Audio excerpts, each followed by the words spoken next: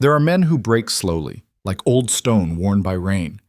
Then there are men like Lucian Ravenscroft, men who've been broken so thoroughly they've learned to wear their fractures like armor. Tonight, standing alone in the dying light of Ashbourne Manor's great hall, while creditors circle and enemies sharpen their knives, the Duke understands something his father never did. Power without mercy is just another word for suicide. But mercy? That's a luxury he buried 6 years ago in a grave no one visits anymore. If you want to see what happens when a man decides he has nothing left to lose except the one thing he swore he'd never sacrifice, stay with me. Because Lady Vivian Hale is about to walk through those doors, and neither of them will survive what comes next unchanged. This isn't a love story. It's a reckoning. Wait. The carriage lurched to a stop, and Vivian Hale's gloved fingers tightened against the worn leather seat. Through the rain-streaked window, Ashbourne Manor rose like a monument to something that should have died decades ago. All Gothic spires and blackened stone, windows dark as dead eyes. The place looked less like an estate and more like a mausoleum someone forgot to bury. Her driver, old Thomas, cleared his throat. The sound carried weight, warning. "You certain about this, my lady? Word in the village is the Duke's gone peculiar. Turned away half his staff last month. Some say he's desperate," Vivian finished. She gathered her skirts, threadbare silk that had belonged to her mother. "Which makes two of us." The iron gates stood open. Not welcoming. Abandoned. As if even the metal had given up trying to keep the world out. Vivian stepped down into mud that sucked at her boots, and the manor's front door opened before she reached the steps. A man stood in the threshold. Not a servant. Too still for that. Too contained. He wore black from collar to boots, his posture military straight despite the way shadows pooled beneath his eyes like bruises. When those eyes found her, pale gray, the color of winter ice over a drowning pond, Vivian felt her breath catch despite herself.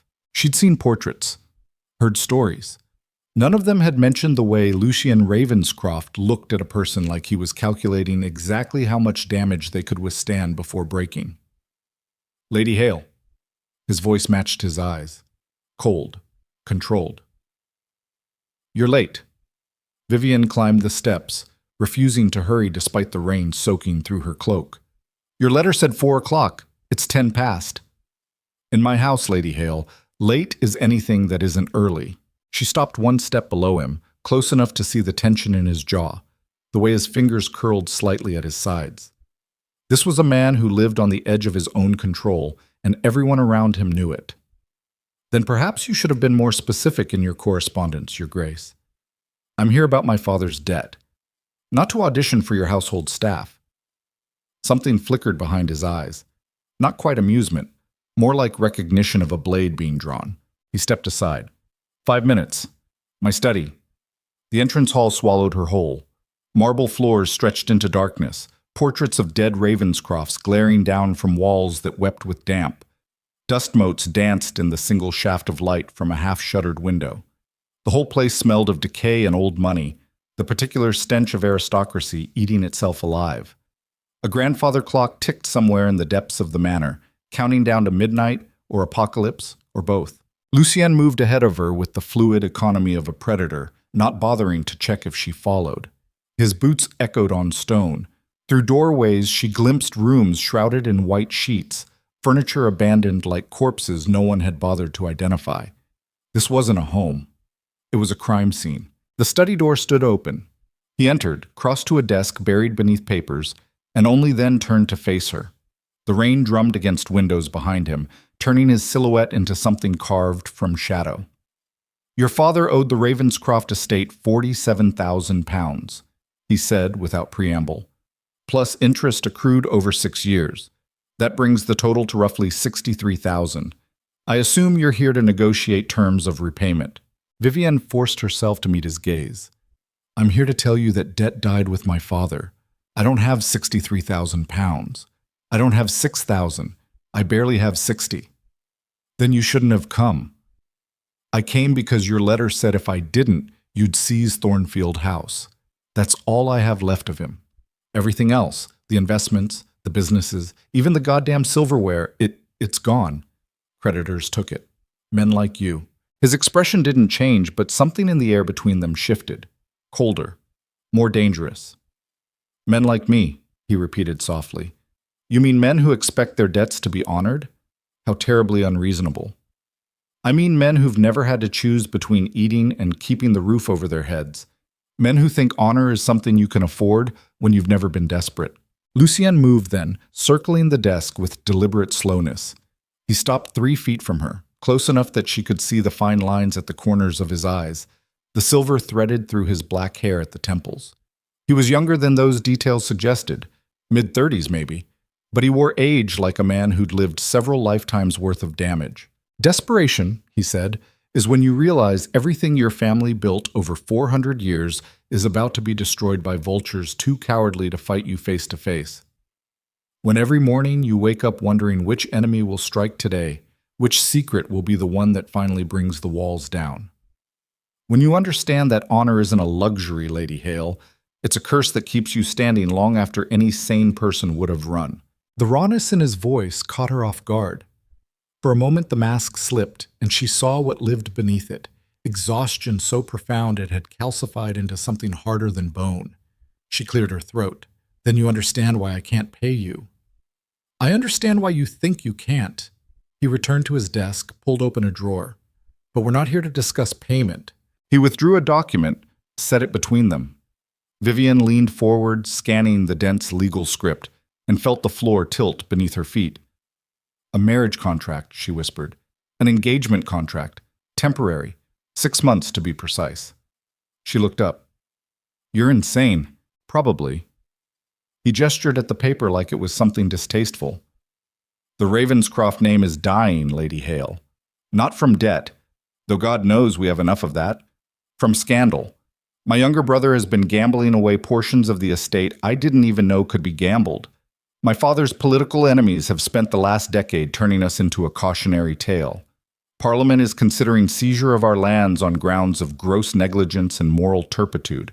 And 3 weeks ago, someone tried to kill my sister during a hunting party at Lord Devereux's estate. Vivian's breath caught. I heard about the accident. It wasn't an accident. His voice went flat, dead. The saddle was cut, professionally. My sister survived because her horse bolted before she could mount. The investigation concluded it was faulty leather. Convenient. Why are you telling me this? Because I need you to understand what you're walking into. He leaned forward, fingers spread on the desk between them. I need a fiancé. Someone respectable enough to restore our social standing, but expendable enough that when this arrangement ends, no one will question why. Someone desperate enough to agree to my terms without asking too many questions. And in exchange? Your father's debt is erased. Thornfield House remains yours, free and clear, plus a stipend of £5,000 upon completion of our agreement. Vivian stared at him. Why me?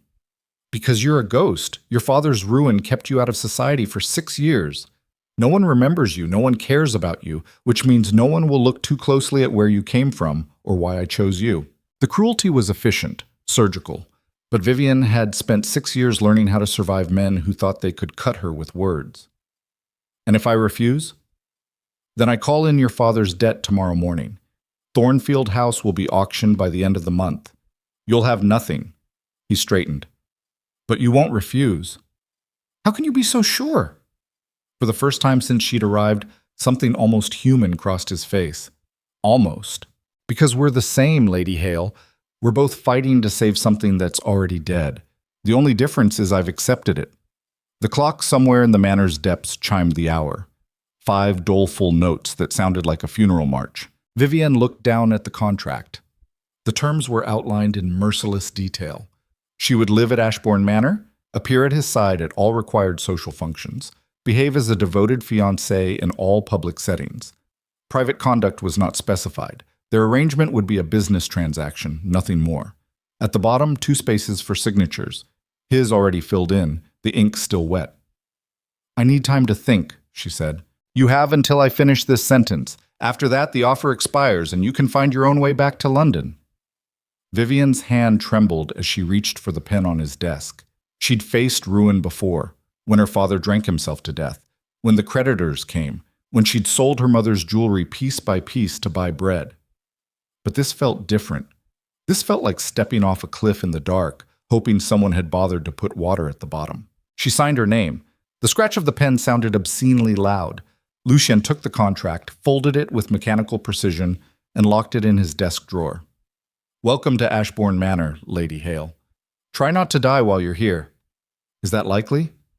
He smiled. It was the most terrifying thing she'd seen since arriving. "More than you'd think, Lutz." A woman materialized in the doorway, middle-aged, gray hair pulled into a severe knot, dressed in black bombazine that rustled like dry leaves. Her eyes swept over Vivian with the clinical assessment of someone calculating her value down to the penny. "Mrs. Blackwood," Lucien said, "this is Lady Vivian Hale, my fiancée. She'll need the blue room prepared." The housekeeper's expression didn't change, but something flickered in her gaze. "The blue room, Your Grace, that's... The blue room." His tone allowed no argument. "Have her things brought up, and send word to Graves that I'll need him in the library within the hour." Mrs. Blackwood dipped into a curtsy that somehow conveyed disapproval.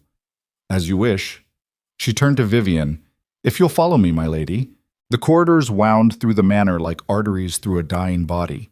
Vivian glimpsed rooms through open doors, a ballroom with a chandelier hanging askew, a morning room where rain leaked through a crack in the ceiling, a gallery where portraits had been turned to face the wall. Whatever Ashbourne Manor had been once, it was rotting now from the inside out. They climbed a staircase that groaned beneath their feet. The blue room sat at the end of the east wing, a door with peeling paint and a tarnished handle. Mrs. Blackwood pushed it open and stepped aside. "Dinner is at 8, she said. "The Duke expects punctuality." Then she was gone, footsteps fading into the manor's permanent twilight. Vivian entered slowly. The room was larger than her entire cottage in London, with windows overlooking gardens gone wild with neglect. A four-poster bed dominated one wall, its curtains moth-eaten and faded. Someone had lit a fire in the hearth, but the flames did nothing to banish the cold that seemed to seep from the stones themselves. She crossed to the window. Below, through the rain, she could make out skeletal rose bushes and a fountain clogged with dead leaves. Beyond that, the estate stretched toward a forest that looked like it had been waiting centuries for permission to swallow everything whole. A knock at the door made her turn. A girl stood in the hallway, 17 or 18, with Lucien's pale eyes, but softer somehow, as if someone had taken the same ice and melted it just enough to make it survivable. She wore a riding habit despite the hour, mud splattered across her boots. "You must be the fiancée," she said. "I'm Elise. The disappointment of the family." Vivian blinked. "I doubt that." "Oh, I've worked very hard at it." Elise swept into the room uninvited, examining Vivian like a curiosity in a museum. "Let me guess. Lucien offered you money to save us from social ruin, and you were desperate enough to say yes." "Something like that." "Good. At least you're honest." Elise perched on the edge of the bed. "The last girl lied about everything. Said she loved him. Said she'd stay. Lasted 3 weeks before she realized Lucien's idea of romance is discussing agricultural yields and attending parliamentary sessions. She left in the middle of the night, took half the silver with her." Vivian felt something cold settle in her chest. "There was someone before me?" "Two someones. Lucien has a talent for choosing badly." Elise's smile turned sharp. "But you seem different, more resigned. That might actually work in your favor." "Because resignation is so romantic." "Because romance is a lie people tell themselves to justify terrible decisions. At least resignation is honest." There was something unsettling about the girl, a brittleness beneath the bravado, like glass that had already cracked but hadn't shattered yet. Vivian recognized it because she saw the same thing in her own mirror every morning. "Why are you really here?" Vivian asked. Elise's smile faded. "To warn you. This house? It eats people. Everyone who stays too long ends up broken or dead or both. My mother hanged herself in the West Tower when I was 6. My father drank himself into a grave 3 years later. Now someone's trying to kill me and Lucien's pretending everything is fine while the walls literally crumble around us." "He told me about the saddle. Did he tell you about the letters?" "Someone's been sending them for months. Threats. Accusations about things that happened before I was born. They arrive addressed to Lucien, but they're meant for all of us. Last week said the Ravenscrofts deserve to die screaming." Rain lashed the windows. The fire popped, sending sparks onto the hearth. "Who would do that?" Vivian whispered. Elise stood, brushed invisible dust from her skirts. "Who wouldn't? We've made enemies out of half of Parliament. Lucian's father destroyed careers for sport. My brother, the gambler, he's pissed off people who make their living breaking bones. And Lucian himself? God. Lucian spent the last 6 years turning himself into exactly the kind of monster people warn their children about. Then why stay?" The girl looked at her like she'd asked why water was wet. "Because he's my brother. Because this is home. Because leaving would mean admitting they've already won." She moved toward the door, paused with one hand on the frame. "Mrs. Blackwood will bring you something to wear to dinner. Try not to look too poor. Lucienne hates weakness." "I noticed." "No." Elise's voice went soft, almost pitying. "You haven't. Not yet." Masen.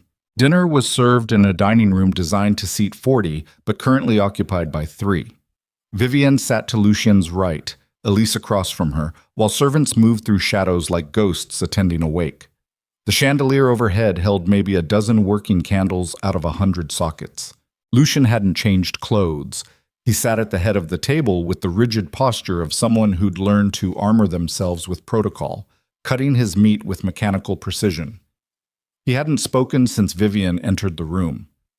Elise filled the silence with relentless chatter, gossip about people Vivienne didn't know, commentary on political scandals, observations about the weather. The girl talked like someone trying to drown out her own thoughts. Finally, Lucien set down his knife. The sound silenced Elise mid-sentence. "Enough," he said quietly. "I was just... enough." Elise's jaw tightened, but she subsided. The silence that followed felt heavier than stone. Vivienne cleared her throat. "Your home is very grand. My home is falling apart." Lucien reached for his wine glass. "Let's not pretend otherwise. I wasn't..." "You were. Everyone does. They see the title, the estate, the name, and they assume we're still living in 1750 when the Ravenscrofts actually mattered. But titles don't pay for roof repairs.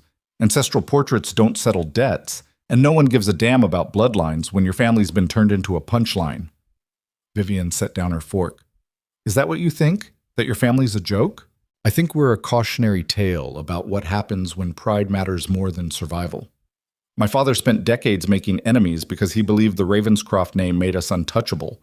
Now those enemies are circling, and we're bleeding from wounds we can't even see." "So you're just going to let them win?" His eyes found hers. "I'm going to do whatever it takes to protect what's left, even if that means allying myself with people I don't trust, even if it means becoming the villain everyone already thinks I am." "And me? What am I in this alliance?" "Collateral damage." He said it without inflection, like he was discussing the weather. "You're here to make me look human, civilized, marriageable. When we're done, you'll walk away with money and a house, and I'll have bought myself 6 more months to fix the unfixable." Elise laughed suddenly, bitterly.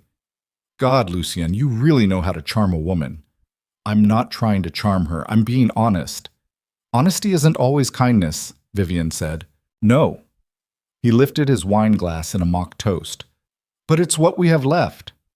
The meal continued in silence after that, punctuated only by the scrape of silverware and the distant thunder rolling across the estate. Vivienne watched Lucien from the corner of her eye. The tension in his shoulders, the way he drank without seeming to taste, the careful mask that never quite slipped no matter how much wine he consumed. This was a man at war with himself, and everyone around him was just collateral. That night, Vivienne couldn't sleep.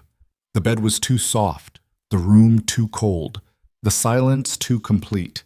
Around 2 in the morning, she gave up and wrapped herself in a robe she'd found in the wardrobe, fine wool that smelled of lavender and dust, and ventured into the corridor. The manor at night was a different beast. Shadows moved in ways they shouldn't. Floorboards creaked beneath her feet like the house itself was breathing. She found herself drawn toward the sound of voices raised in argument, following them down a staircase she didn't remember from earlier. Light spilled from beneath a door at the end of a narrow hallway. Vivienne approached slowly, and the voices resolved into words.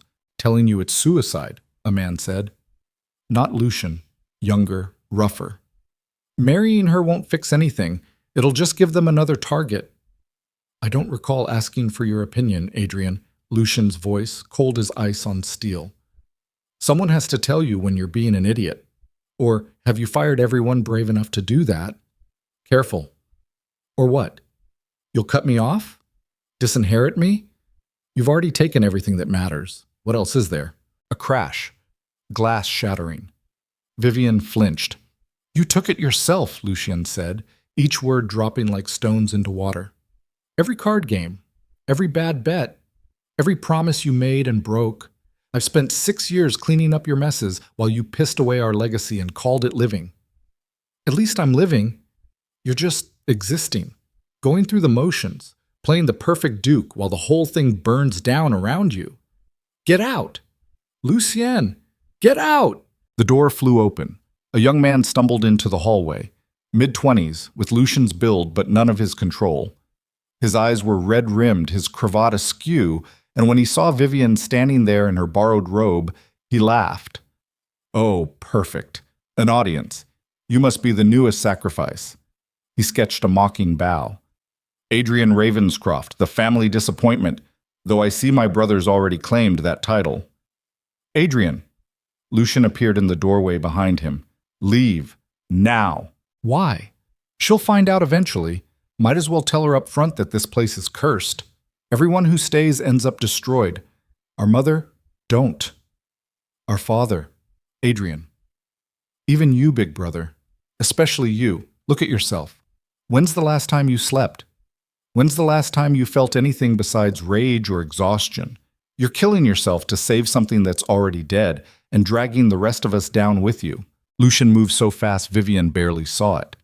One moment Adrian was standing, the next he was pressed against the wall, Lucien's hand fisted in his shirt, knuckles white with pressure. You think I don't know that? Lucien's voice had gone terrifyingly soft. You think I wake up every morning and don't see exactly how close we are to extinction? But I'm still here, I'm still fighting, while you gamble and drink and blame everyone else for your failures. Let go. You're my brother. I love you. But if you ever speak to me like that again in front of anyone, I will disown you. Do you understand? Adrian's face had gone pale. Yes. Lucian released him, stepped back. Get some sleep. Tomorrow we're meeting with the solicitors about the estate settlement. I need you sober. Adrian straightened his clothes, shot one last look at Vivian, pity mixed with warning, and disappeared into the darkness of the corridor. Lucien stood motionless, staring at nothing. His hands were shaking. You shouldn't be out of your room, he said without looking at her. I couldn't sleep. None of us can. He turned finally, and in the dim light she saw what he'd been hiding all evening. The exhaustion carved into every line of his face, the weight of something too heavy to carry alone. This is what you've signed up for, Lady Hale. A family tearing itself apart, a house full of ghosts, a man who's forgotten how to be anything except what duty demands. Vivian stepped closer. Why me? Really? I told you. No, not the practical reasons. Why did you choose someone desperate instead of someone suitable? Someone who'd make this easier? He looked at her for a long moment. Because desperate people fight harder. Because someone suitable would have expectations I can't meet. And because... He stopped, jaw tightening. Because I needed someone who wouldn't look at me like I'm a monster when I do what needs to be done.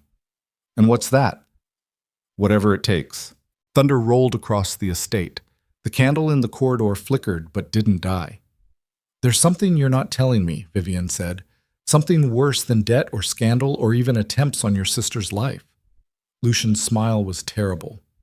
You're perceptive. That's going to be a problem. Tell me anyway. He moved past her toward the staircase, paused at the first step. My father didn't just make enemies, Lady Hale. He destroyed them. Systematically. Brutally. And before he died, he confessed to me that one of those enemies, someone powerful enough to bring down the entire aristocracy if they chose, has been waiting 20 years for revenge. Someone who knows secrets about the Ravenscroft family that would end us overnight if they were ever exposed. Vivian's blood went cold. Who? I don't know. That's what terrifies me. He climbed one step, then another, his voice fading into the manor's darkness. But whoever they are, they're patient, and they're inside these walls. His footsteps receded. Vivian stood alone in the hallway, listening to the house settle around her, and understood with perfect clarity that she'd just agreed to something far more dangerous than a business arrangement. She'd agreed to be bait. Morning came gray and unwelcoming. Vivian woke to find a breakfast tray outside her door, cold toast, weak tea, fruit that looked like it had been sitting in the kitchen for days. She ate mechanically while rain continued its assault on the windows. A note had been tucked beneath the teacup. Dress appropriately. We have visitors at 10. L. The wardrobe held dresses she didn't recognize, expensive, fashionable, precisely her size. Someone had planned this carefully.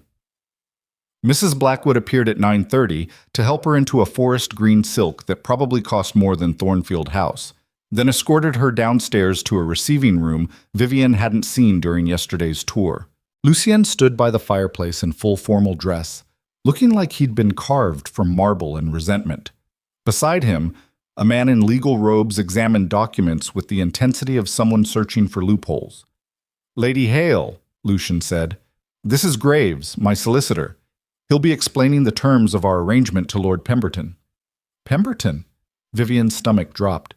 "The Earl of Pemberton?" "The same." Graves looked up, his expression professionally neutral. He holds significant voting power in Parliament and is currently leading the investigation into the Ravenscroft estate's fitness for continued operation. Convincing him of your engagement's legitimacy is essential. You mean if he doesn't believe us, Parliament seizes Ashbourne? In so many words, yes. The door opened. Mrs. Blackwood announced Lord Pemberton with the enthusiasm of someone introducing an executioner. The Earl was 60 if he was a day, with the kind of face that suggested he'd never laughed at anything that wasn't someone else's misfortune. He entered like he owned the room, his eyes sweeping over Vivian with calculation that made her skin crawl. "Ravenscroft," he said without preamble. "I came as soon as I received your note. An engagement. How sudden. Love often is." Lucien moved to Vivian's side, his hand finding hers with possessive certainty. His skin was cold. "May I present my fiancée, Lady Vivian Hale?" Pemberton's eyes narrowed. "Hale, the shipping baron's daughter?"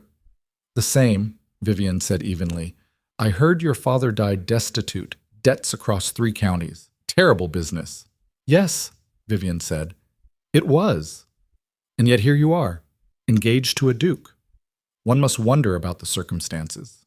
Lucien's grip on her hand tightened fractionally. "One might wonder about many things, Pemberton, but I invited you here to announce my engagement, not to endure an interrogation about my fiancé's family history." "Of course. Forgive me." But Pemberton's smile said he'd forgive nothing.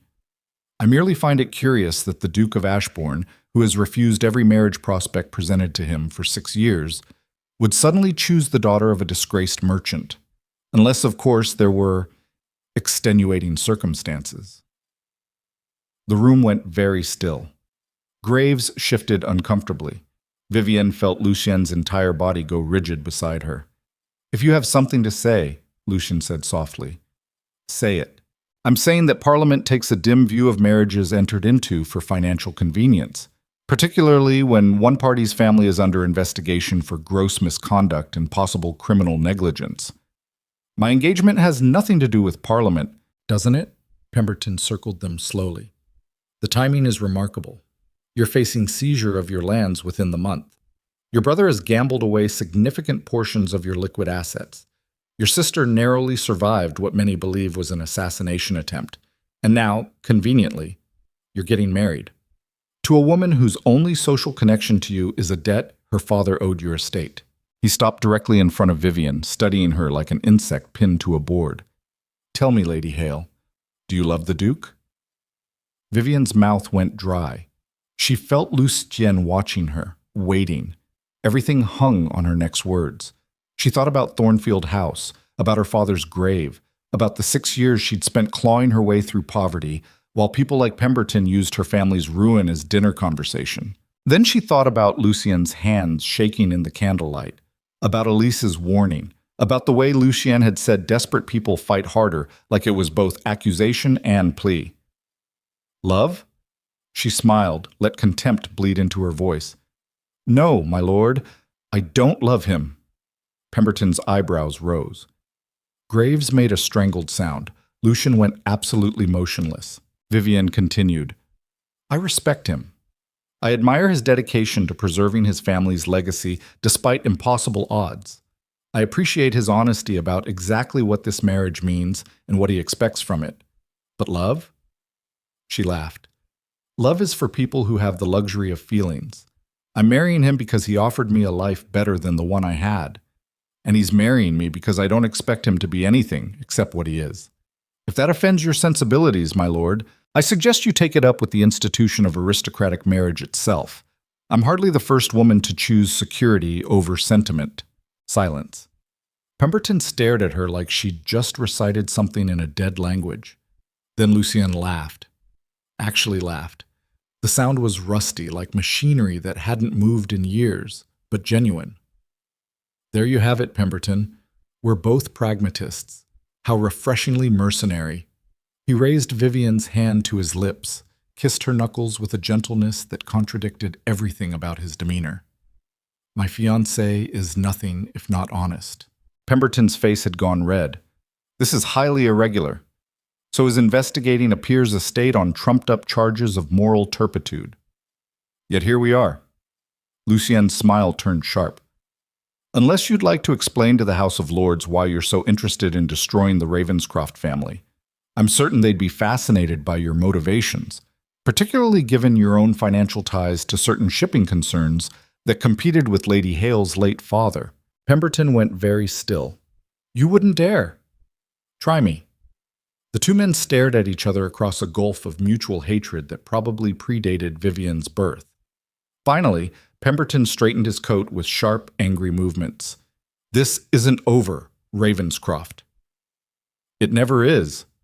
Pemberton strode from the room like he was fleeing a battlefield. The door slammed behind him with enough force to rattle the portraits on the walls. Graves exhaled shakily. That was bold. That was necessary. Lucian released Vivian's hand, stepped back. Thank you, Lady Hale. Your performance was admirably cold-blooded. Vivian's hands were trembling. Was I wrong? About what?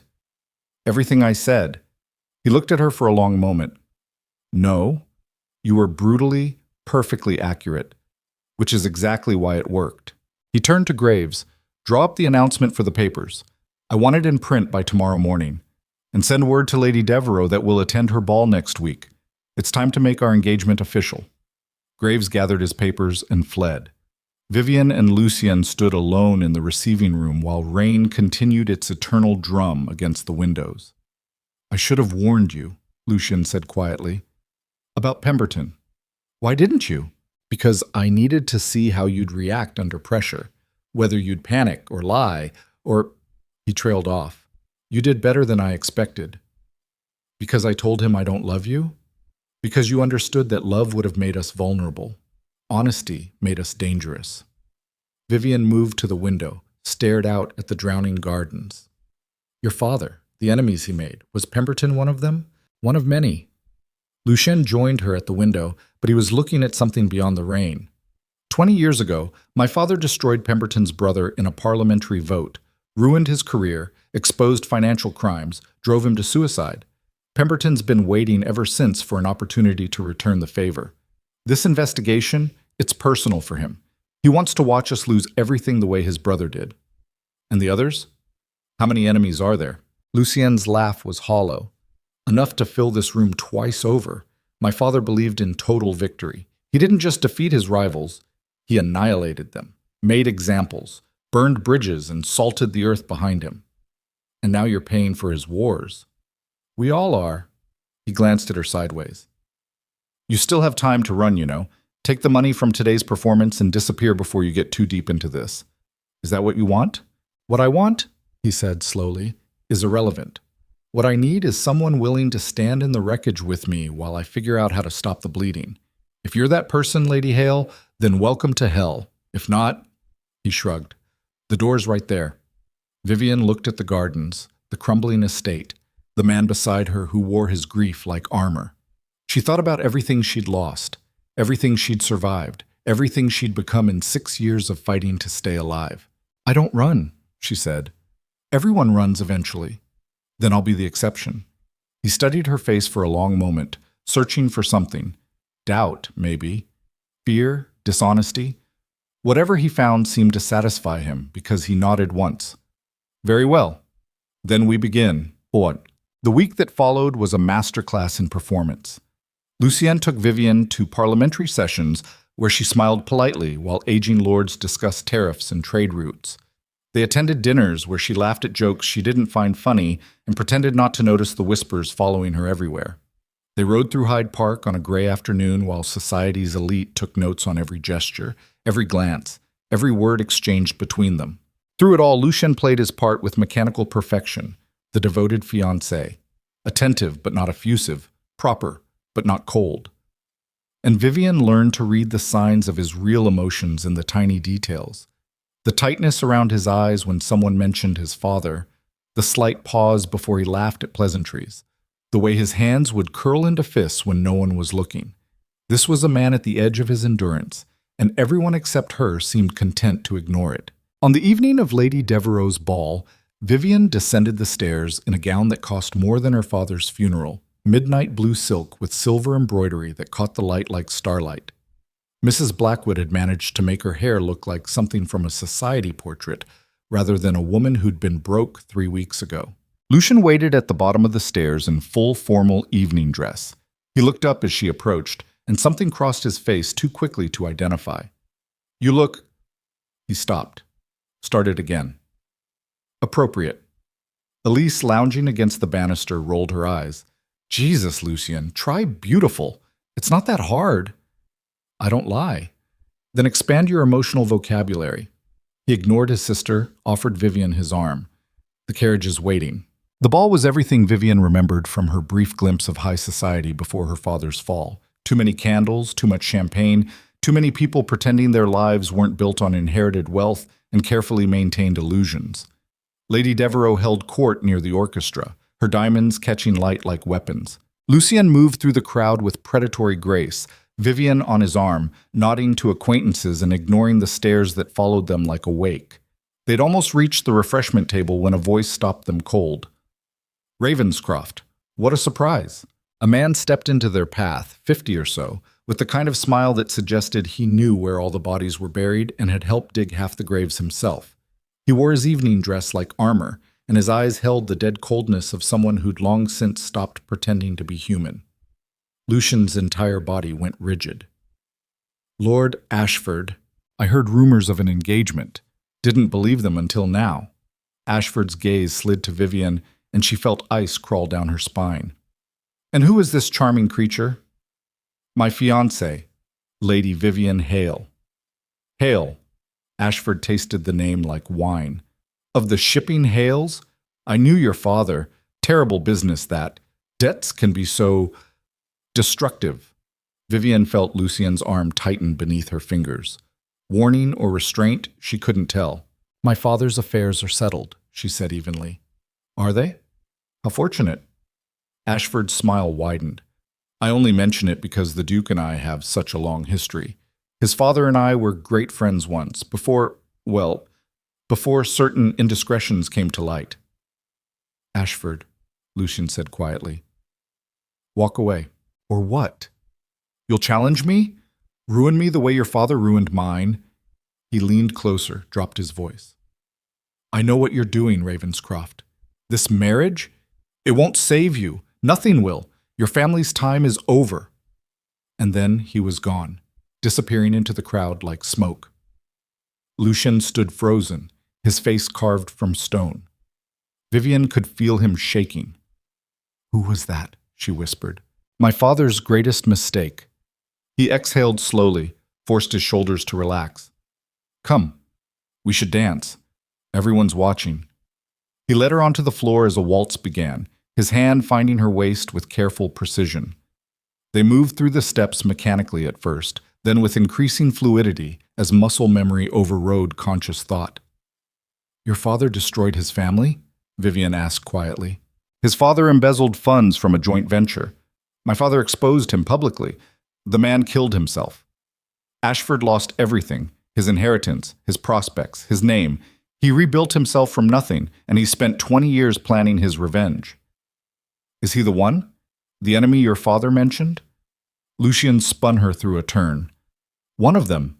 But there are others. So many others. How do you live like this? Always waiting for the next attack? His eyes met hers, and in them she saw something that looked almost like surrender. You stop thinking of it as living. It becomes survival. Then the survival becomes so exhausting you stop caring whether you make it through. The music swelled around them. Other couples danced, laughed, pretended their lives had meaning beyond filling the space between birth and death. And Vivian understood with perfect clarity that she'd crossed a threshold she could never uncross. She wasn't just playing a role anymore. She'd become part of something darker, a family's last desperate stand against enemies that had been circling for decades. The waltz ended. Lucian released her, bowed formally. I need air. Stay with Elise. He walked away before she could respond, disappearing through the terrace doors into the night. Vivian found Elise near the champagne, already on her third glass and looking mutinous. Did he tell you about Ashford? The girl asked without preamble. Some of it. My father destroyed 12 families in 20 years. 12 that I know about, probably more. He believed power meant crushing anyone who threatened you before they could strike, and now we're drowning in the consequences of his paranoia. She drained her glass. You should leave, before you end up like my mother. What happened to your mother? Elise's smile was terrible. She realized what she'd married, who she'd given her life to, and she decided death was preferable. Elise, I was 6. I found her. The West Tower, remember? She'd been hanging there for hours before anyone noticed. And you know what Lucetian did? He was 16. He cut her down himself, held her until the doctor came. Then he cleaned up the blood, closed the room, and never spoke of it again. Vivian felt sick. I'm sorry. Don't be. Just understand what you're dealing with. Lucian spent 20 years trying to save a family that's been cursed from the beginning. And everyone who gets close to him ends up paying the price. A commotion near the entrance made them turn. Lucien had returned from the terrace, but he wasn't alone. Adrian stumbled beside him, clearly drunk, arguing loudly enough that nearby conversations faltered. Can't keep pretending, Adrian's voice carried across the ballroom. They're going to find out anyway. Tell them! Lucian's face had gone white. Adrian, not here. Where then? When? After they've seized everything? After they've destroyed what's left? You're drunk. I'm honest. Adrian wrenched free from Lucian's grip. Which is more than you can say. Tell them about the documents. Tell them what father did. Enough! The word cracked like a whip. The entire ballroom fell silent. Lucian stood in the center of the room, breathing hard, his control finally fracturing. Adrian swayed beside him, tears streaming down his face. You want honesty? Lucian said softly. Fine. My father was a monster. He destroyed lives for sport. He committed crimes that would see any normal man hanged. And yes, there are documents, evidence, proof of every terrible thing he did in the name of preserving our precious legacy. Gasps rippled through the crowd. Lady Devereux's hand flew to her mouth. But I'm not my father, Lucien continued. I'm trying to fix what he broke, to save what he almost destroyed. And if that makes me a fool, if that makes me weak in your eyes, so be it. But I will not abandon my family the way you've all abandoned yours. He turned to Vivian, and the look in his eyes was raw, stripped, human. Take your brother home, a woman said from the crowd. Before he embarrasses himself further. Lucian's jaw tightened. Then he walked toward Vivian with deliberate steps, took her hand, and led her from the ballroom while 300 pairs of eyes watched them go. The carriage ride back to Ashbourne Manor was silent, except for Adrian's quiet sobbing from the opposite seat. Elise stared out the window, her face pale. And Lucian sat perfectly still, his hand still holding Vivian's, his grip the only thing keeping him from flying apart. When they reached the manor, he helped her down from the carriage with mechanical courtesy. I'm sorry, he said. That was unforgivable. What was? All of it. Adrian, the scene. Dragging you into our family's implosion. Vivian looked at him, really looked, saw the exhaustion, the fear, the desperate hope warring with resigned defeat. You said desperate people fight harder, she reminded him. I'm still fighting. Something in his expression cracked, just for a moment. Then the mask slammed back into place. Go inside, he said. I need to deal with my brother. She went, but at the top of the stairs she looked back. Lucien stood alone in the rain, his face tilted toward the sky, and Vivian realized with sudden certainty that she was watching a man trying to decide whether to keep breathing. Shucks. She found the documents at 3 a.m. Couldn't sleep again. Couldn't stop thinking about Lucian's face in the ballroom, about Adrian's tears, about Ashford's cold smile, and Pemberton's threats. So she'd gone searching through the Manor's library looking for, what? Answers, understanding, proof that she hadn't made a catastrophic mistake? The filing cabinet behind the false panel was almost too obvious. Someone had wanted it found. Or maybe they'd just stopped caring about hiding it. Inside contracts, letters, financial records going back 30 years. And at the bottom, tied with black ribbon like a funeral shroud, evidence. Her father's name appeared on page 3. Vivian's hands shook as she read. The shipping contract, the deliberate sabotage, the way Lucien's father had engineered her family's complete destruction over a business dispute that barely merited a paragraph. He'd ruined them methodically, professionally, for no reason except that her father had refused to sell his fleet at a loss. And Lucien had known. The debt Vivian thought was legitimate? It was manufactured, a legal fiction created to maintain pressure on her family long after her father's actual debts had been settled. Lucien had used her poverty his father had created, to force her into this arrangement. She was still standing there, documents clutched in her shaking hands, when the library door opened. Lucien stopped dead when he saw her, saw the papers. Understanding washed across his face like cold water. I can explain, he said. Can you? Vivian's voice shook. Because from where I'm standing, it looks like your family destroyed mine, and then you used that destruction to manipulate me into saving yours. It's not what? Not true? Not that simple? She threw the documents at his feet. My father drank himself to death because of what yours did to him. And you knew. You've known this whole time. Yes. The word fell between them like a stone. I knew. And you said nothing, because telling you wouldn't change anything. Your father's dead, my father's dead, the contracts are void, but the debt... He stopped, ran a hand through his hair. The debt was the only leverage I had, the only thing that might convince you to stay. So you blackmailed me. I gave you a choice. Between what? Vivian's voice cracked. Starvation and subjugation? That's not a choice.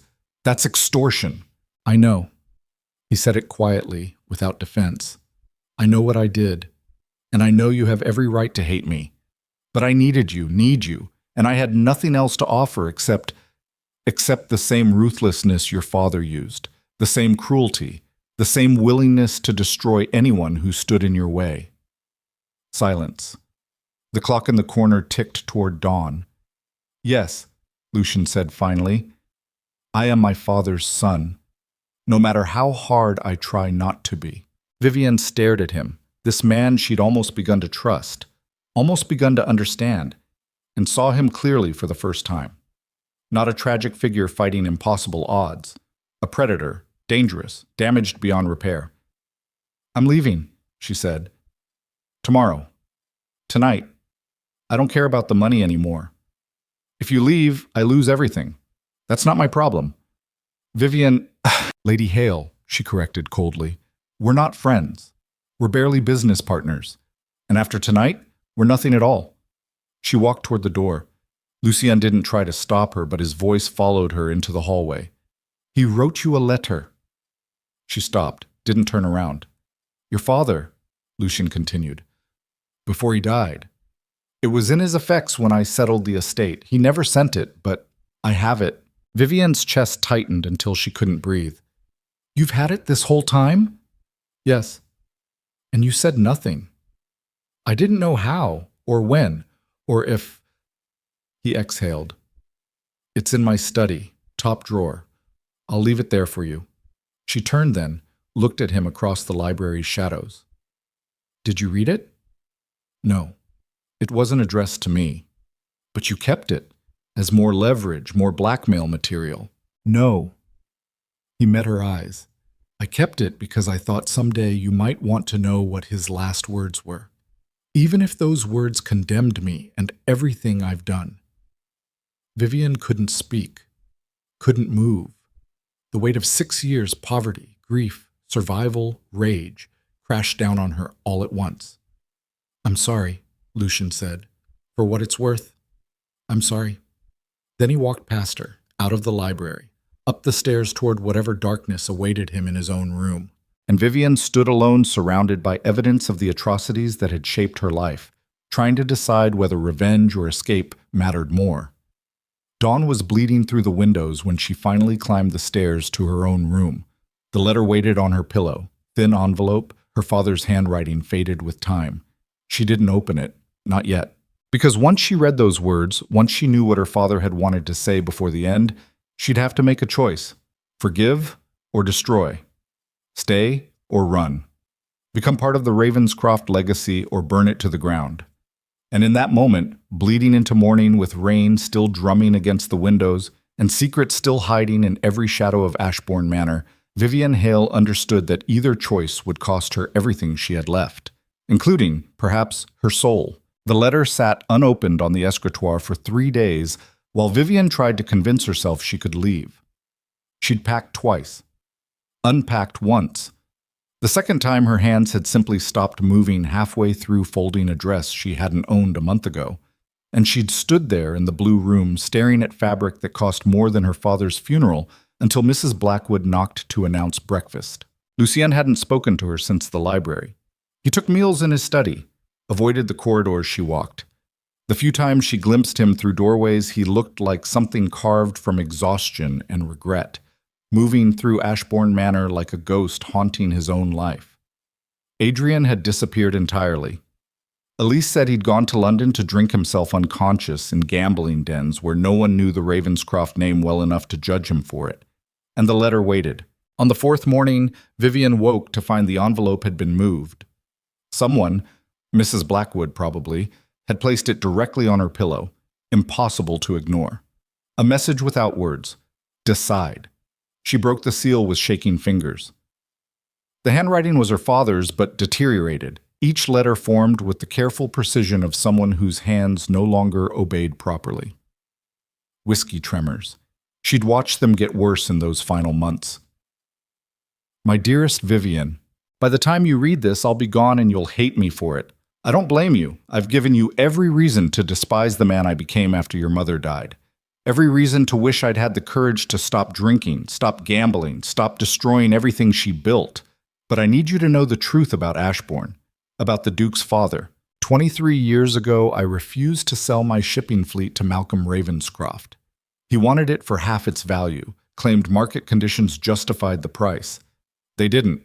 He was lying, and I told him so publicly, called him a thief in front of the shipping guild. Ruined a deal he'd spent months orchestrating. 6 months later, 3 of my ships sank in the channel. Sabotage. Though it was ruled mechanical failure, my insurance refused to pay. My investors pulled out overnight. And Malcolm Ravenscroft bought the remaining fleet for a quarter of what he'd originally offered, because by then I was drowning and he was the only lifeline available. He destroyed me methodically, professionally, and he enjoyed it. But here's what you need to understand, Vivian. I deserved it. Not the way he did it, not the cruelty or the thoroughness, but I'd embarrassed him, challenged him publicly. In his world, that's a death sentence. I knew the rules and I broke them anyway because I thought being right mattered more than being smart. I was wrong. The debt he's holding over you?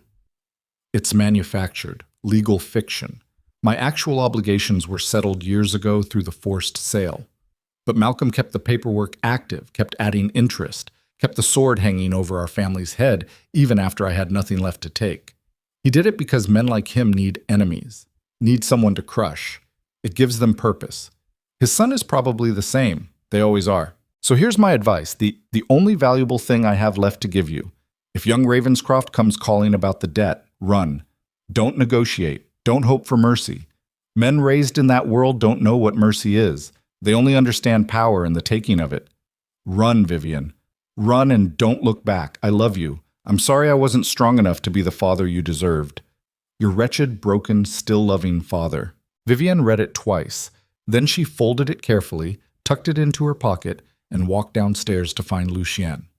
He was in the conservatory, a room she hadn't known existed until she followed the sound of breaking glass through corridors that seemed to multiply the deeper into the manor she went. The space had probably been beautiful once. Now it was a graveyard of dead plants and shattered terracotta, windows so filthy the morning light came through gray and defeated. Lucien stood among the ruins holding a bottle of his father's whiskey, still wearing yesterday's clothes. He looked up when she entered, and the expression on his face was so raw it stopped her cold. "You read it," he said. "Not a question." "Yes." "And you're leaving." Vivienne crossed the broken tile to stand in front of him, close enough to see the network of sleepless nights carved beneath his eyes, the way his hand shook slightly around the bottle. This was a man at the end of his rope trying to decide whether to tie a knot or let go. "My father told me to run," she said.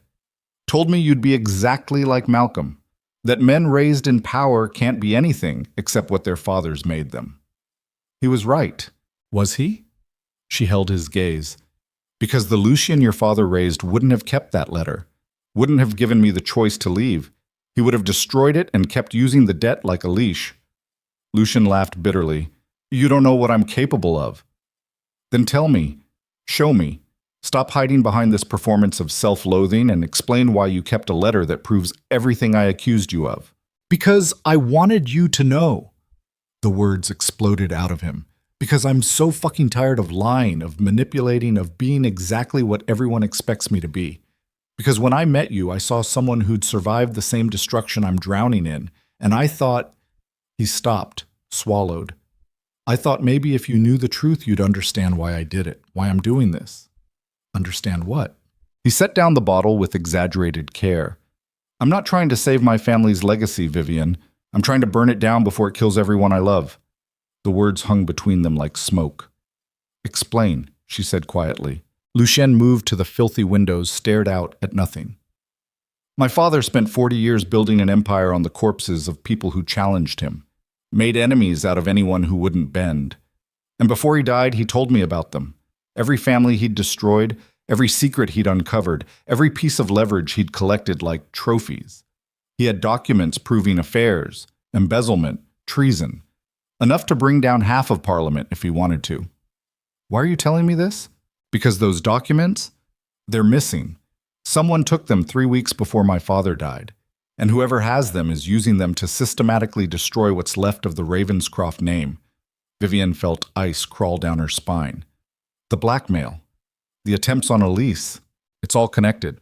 Someone's playing a long game, using my father's own weapons against us. And I can't figure out who because he had so many enemies, I'd need a lifetime to investigate them all." He turned to face her. "The engagement, the ball, making us visible? It's bait. I'm trying to force whoever's doing this into making a mistake, showing their hand. You're using yourself as a target. I'm using all of us, you included, which makes me exactly what your father warned you about." She should have been horrified, should have run like her father begged. Instead, she found herself asking the only question that mattered. What happens if they don't make a mistake? His smile was terrible. "Then in 6 months, Parliament seizes Ashbourne, my family loses everything, and you walk away with enough money to start over somewhere far from this disaster. Win-win. Except you'll be destroyed. I'm already destroyed. I'm just taking my time about it." Vivienne looked at him, this man who'd trapped her with manufactured debt and then handed her the evidence of his own crimes. This walking contradiction, who claimed to be a monster while actively trying to protect the people his father had spent a lifetime brutalizing. She thought about survival, about the choices you make when every option costs you something you can't afford to lose, about the way desperation turns good people into monsters and monsters into something almost human. "I'm not leaving," she said. Lucien went very still. "You should." "Probably, but I'm not." "Why?" She pulled out her father's letter, held it up between them. "Because he told me to run from men like you, men who only understand power and the taking of it. But you just gave me power over you, handed me evidence that could destroy what's left of your reputation. That doesn't sound like a man who only takes." It sounds like a man who's too tired to care anymore. Or a man who's finally learned the difference between his father's cruelty and his own survival. She tucked the letter back into her pocket. I'm staying, Lucien, not because of money or debt or fear, because if someone's using your father's weapons against you, they need to understand you're not fighting alone anymore. Something cracked in his expression. None of us deserve anything. We just get what we take or what we're given or what we manage to steal when no one's looking. Right now I'm choosing to give you what my father never did, a chance to be different than the man who raised you. And if I fail, then we'll fail together. At least it'll be honest. Lucien stared at her like she'd just spoken in a language he'd forgotten existed. Then slowly, he nodded. Okay. Okay? Stay. Help me burn it down properly, with precision instead of gasoline. That's the most romantic thing anyone's ever said to me. He almost smiled. Almost. We need to talk about what comes next. Which is? Finding out who's blackmailing us before they destroy everything, starting with the most obvious suspect. Ashford. Ashford. He moved toward the door, hesitated. Vivian, what I did to your father, was unforgivable, she finished. And I'll probably hate you for it someday, but right now I need you functional more than I need closure. So we're going to put that in a box and deal with it after we've survived whatever's coming. That's incredibly unhealthy. So is everything else about this situation? This time he did smile. Barely, but real. They walked back through the manor together, and something had shifted between them. Not trust exactly, more like recognition. Two people who'd learned that survival meant making choices no one should have to make, and choosing to make them anyway. Mrs. Blackwood intercepted them in the entrance hall. Your Grace, Lord Pemberton is here. He says it's urgent. Lucian's expression went cold. Show him to the drawing room. Lady Hale and I will join him shortly. The housekeeper disappeared. Lucian turned to Vivienne. Whatever he says, follow my lead. If this goes badly, it could destroy everything before we've even started. How reassuring. I'm trying honesty. You said you wanted it. I'm starting to regret that. They found Pemberton standing by the fireplace, examining a portrait of Malcolm Ravenscroft, like he was searching for vulnerabilities in oil paint. He turned when they entered, his smile predatory. Duke, Lady Hale, thank you for seeing me on such short notice. Lucien gestured to the chairs. I assume this isn't a social call. Perceptive as always. Pemberton sat, crossed his legs with deliberate leisure. I've come to make you an offer. I'm not interested in anything you're selling. Not even peace? The word dropped into silence like a stone into water. Lucian's jaw tightened, but he remained standing, arms crossed. Waiting. Pemberton continued. The investigation into your estate has revealed some very interesting financial irregularities. Nothing criminal, you understand, but enough to support a case for gross mismanagement. Parliament's prepared to move forward with seizure proceedings within the month. You've said this before, but I haven't offered you a way out. Pemberton leaned forward. Withdraw your engagement to Lady Hale. Marry Lady Charlotte Ashford instead.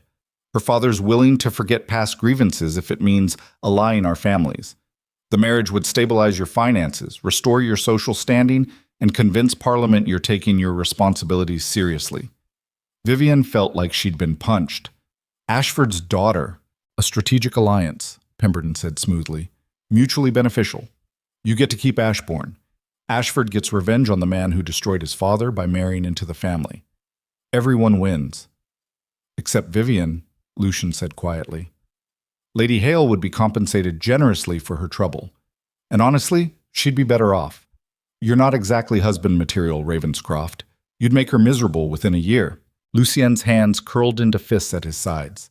Vivienne watched him fight for control, saw the moment he found it, and understood with perfect clarity what it cost him.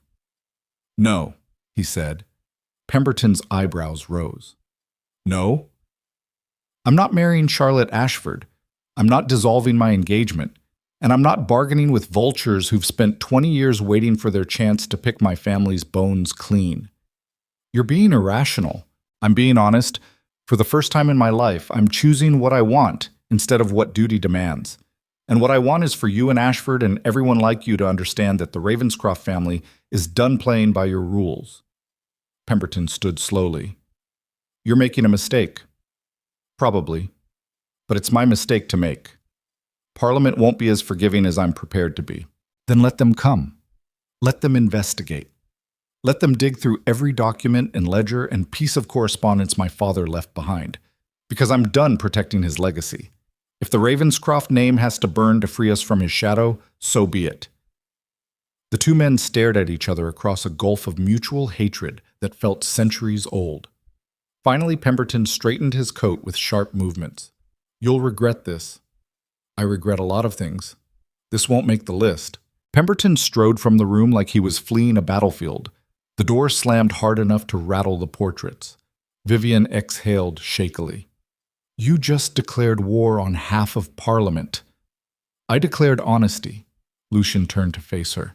No more performances. No more strategic alliances. If we're doing this, we're doing it on our terms. That's suicide. Maybe, but at least it's honest suicide.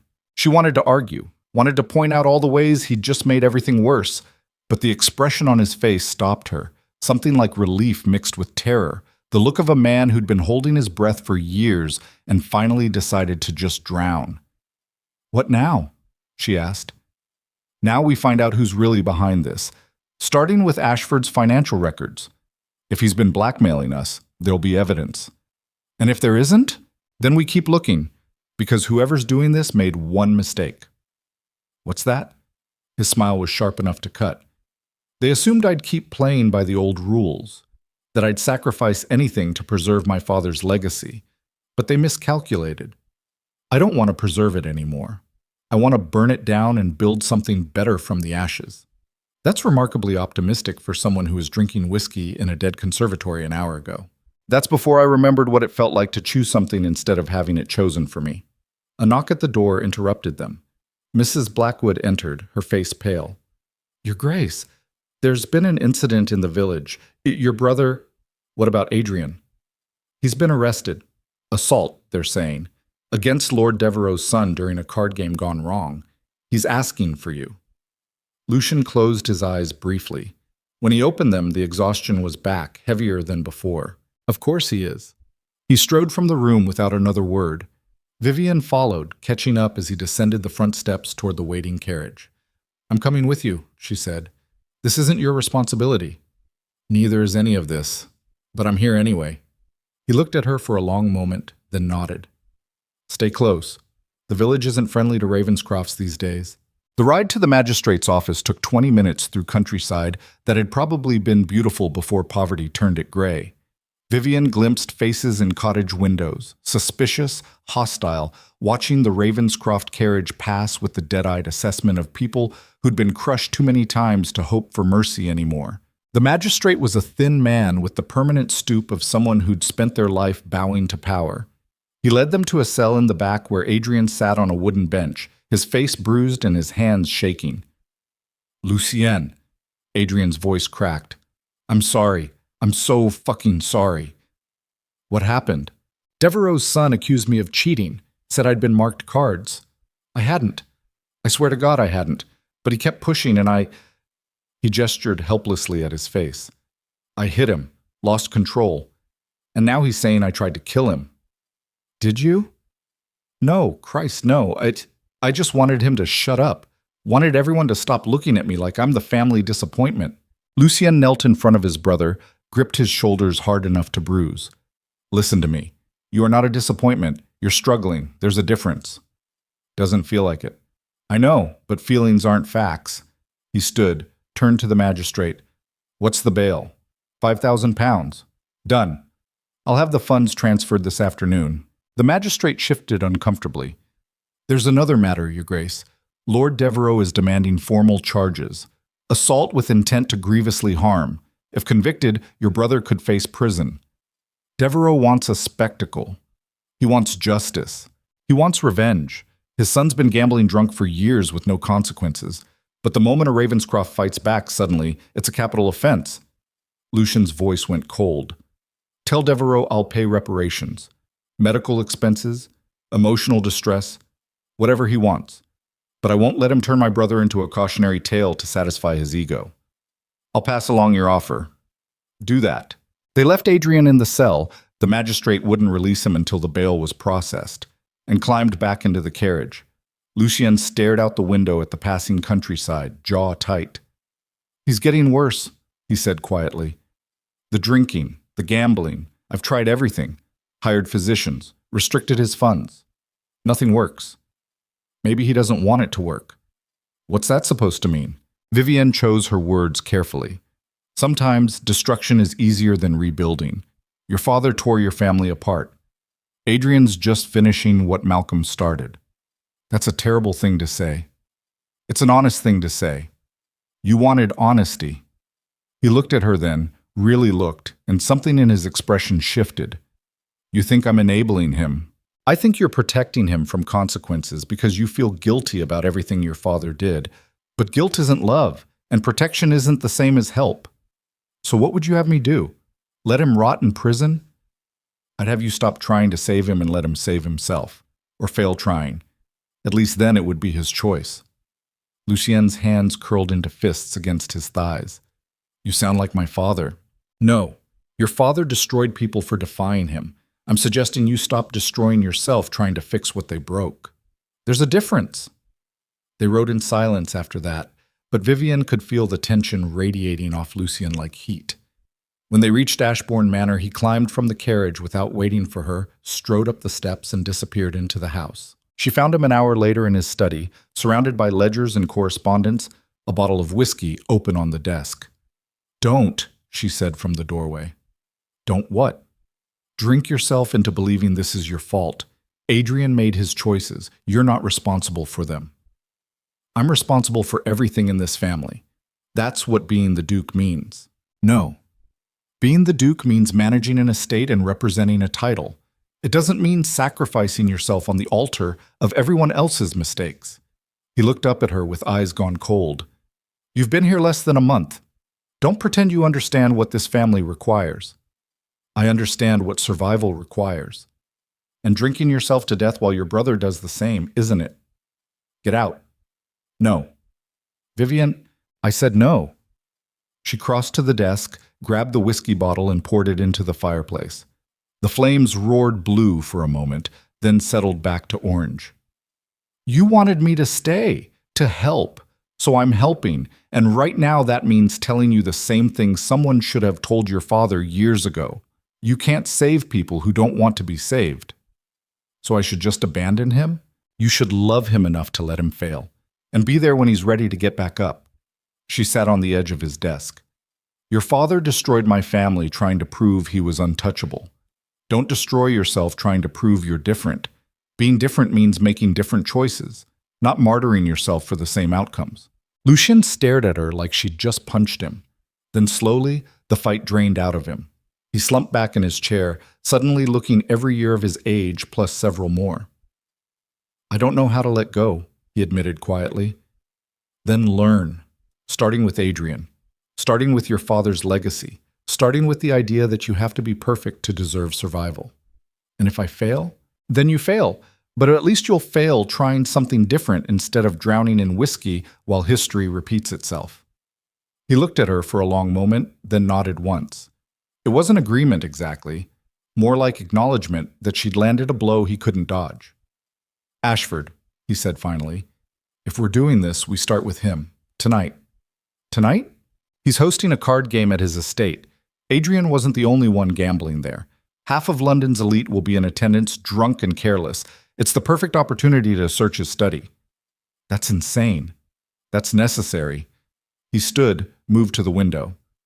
Someone's blackmailing us with my father's documents. If it's Ashford, the evidence will be in his private papers.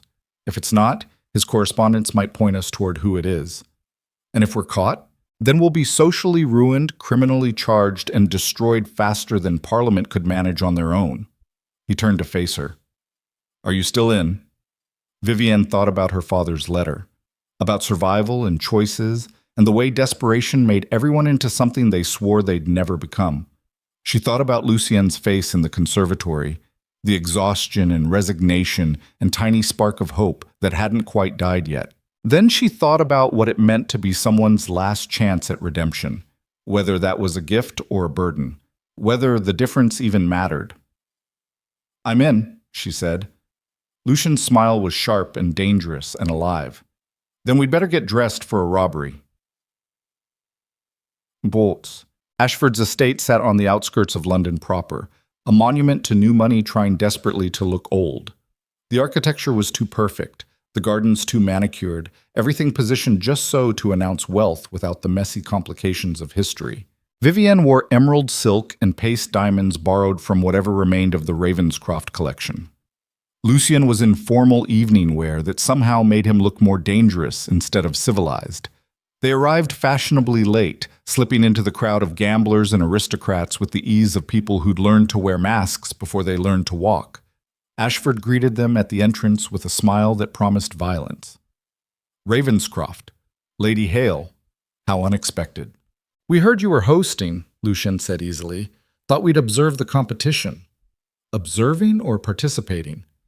"That depends on what's being offered." Something flickered behind Ashford's eyes. Calculation, maybe anticipation. "The stakes tonight are quite high. Not for the faint of heart." "Good thing neither of us has a heart to be faint." Ashford laughed like Lucian had just told a joke instead of stated fact. "Indeed. Well, the tables are open. Try not to lose everything your father left you." "That would be impossible. He didn't leave me anything worth keeping." They moved into the main hall where card tables had been set up beneath chandeliers that probably cost more than Thornfield House. Men in evening wear clustered around each table, smoking cigars and trading money like it was meaningless. Women in expensive gowns watched from the periphery, their smiles brittle. Lucienne caught Vivienne's elbow, steered her toward a quiet corner. "I'm going to join the high-stakes game in the back room. That should keep Ashford distracted for at least 2 hours. His study is on the second floor, east wing. Look for anything connecting him to my father. Letters, contracts, financial records. What if someone sees me? Tell them you're looking for the ladies' retiring room. Act lost, feminine and helpless. They'll believe it because they want to." "I hate that you're right. I hate that I have to be." He squeezed her hand once, quick and fierce. "Be careful." Then he was gone, disappearing into the crowd with the fluid grace of a predator entering hostile territory. Vivienne watched him go and felt something tighten in her chest. Not quite fear, not quite hope, something in between. She waited 15 minutes before slipping toward the staircase. No one stopped her. The party's attention was focused on the games, the drinking, the performance of wealth and power that passed for society in this world. The second floor was quieter, dimly lit. Vivienne moved through corridors lined with portraits of Ashford ancestors, who'd probably been minor gentry at best, now elevated to nobility through strategic marriages and careful myth-making. Every door was closed except one at the far end, lamplight spilling from beneath it in a golden line. She approached slowly, pressed her ear to the wood. Silence. Either empty or occupied by someone very still. Vivienne tried the handle. Unlocked. She pushed the door open inch by inch, heart hammering. The study was everything she'd expected. Dark wood, leather chairs, a desk covered in correspondence, and sitting behind that desk, reading by lamplight like he'd been waiting for her all night, was Lord Ashford. "Lady Hale." He set down his book, smiled. "I wondered how long it would take you to find your way up here." Vivienne's blood turned to ice. "I was looking for the retiring room." "In my private study? How inventive." He gestured to the chair across from him. "Please, sit. We should talk."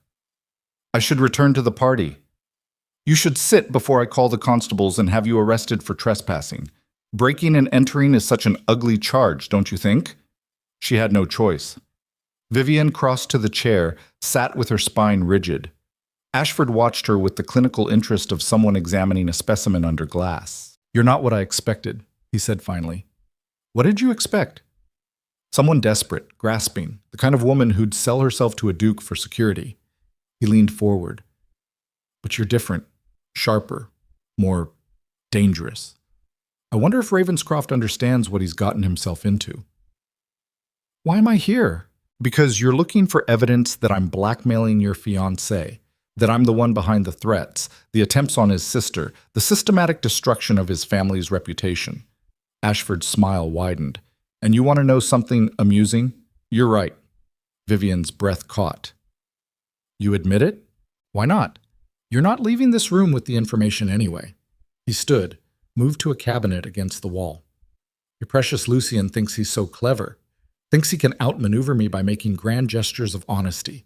But he doesn't understand the game. He never has. What game? Ashford pulled a folder from the cabinet, dropped it on the desk between them.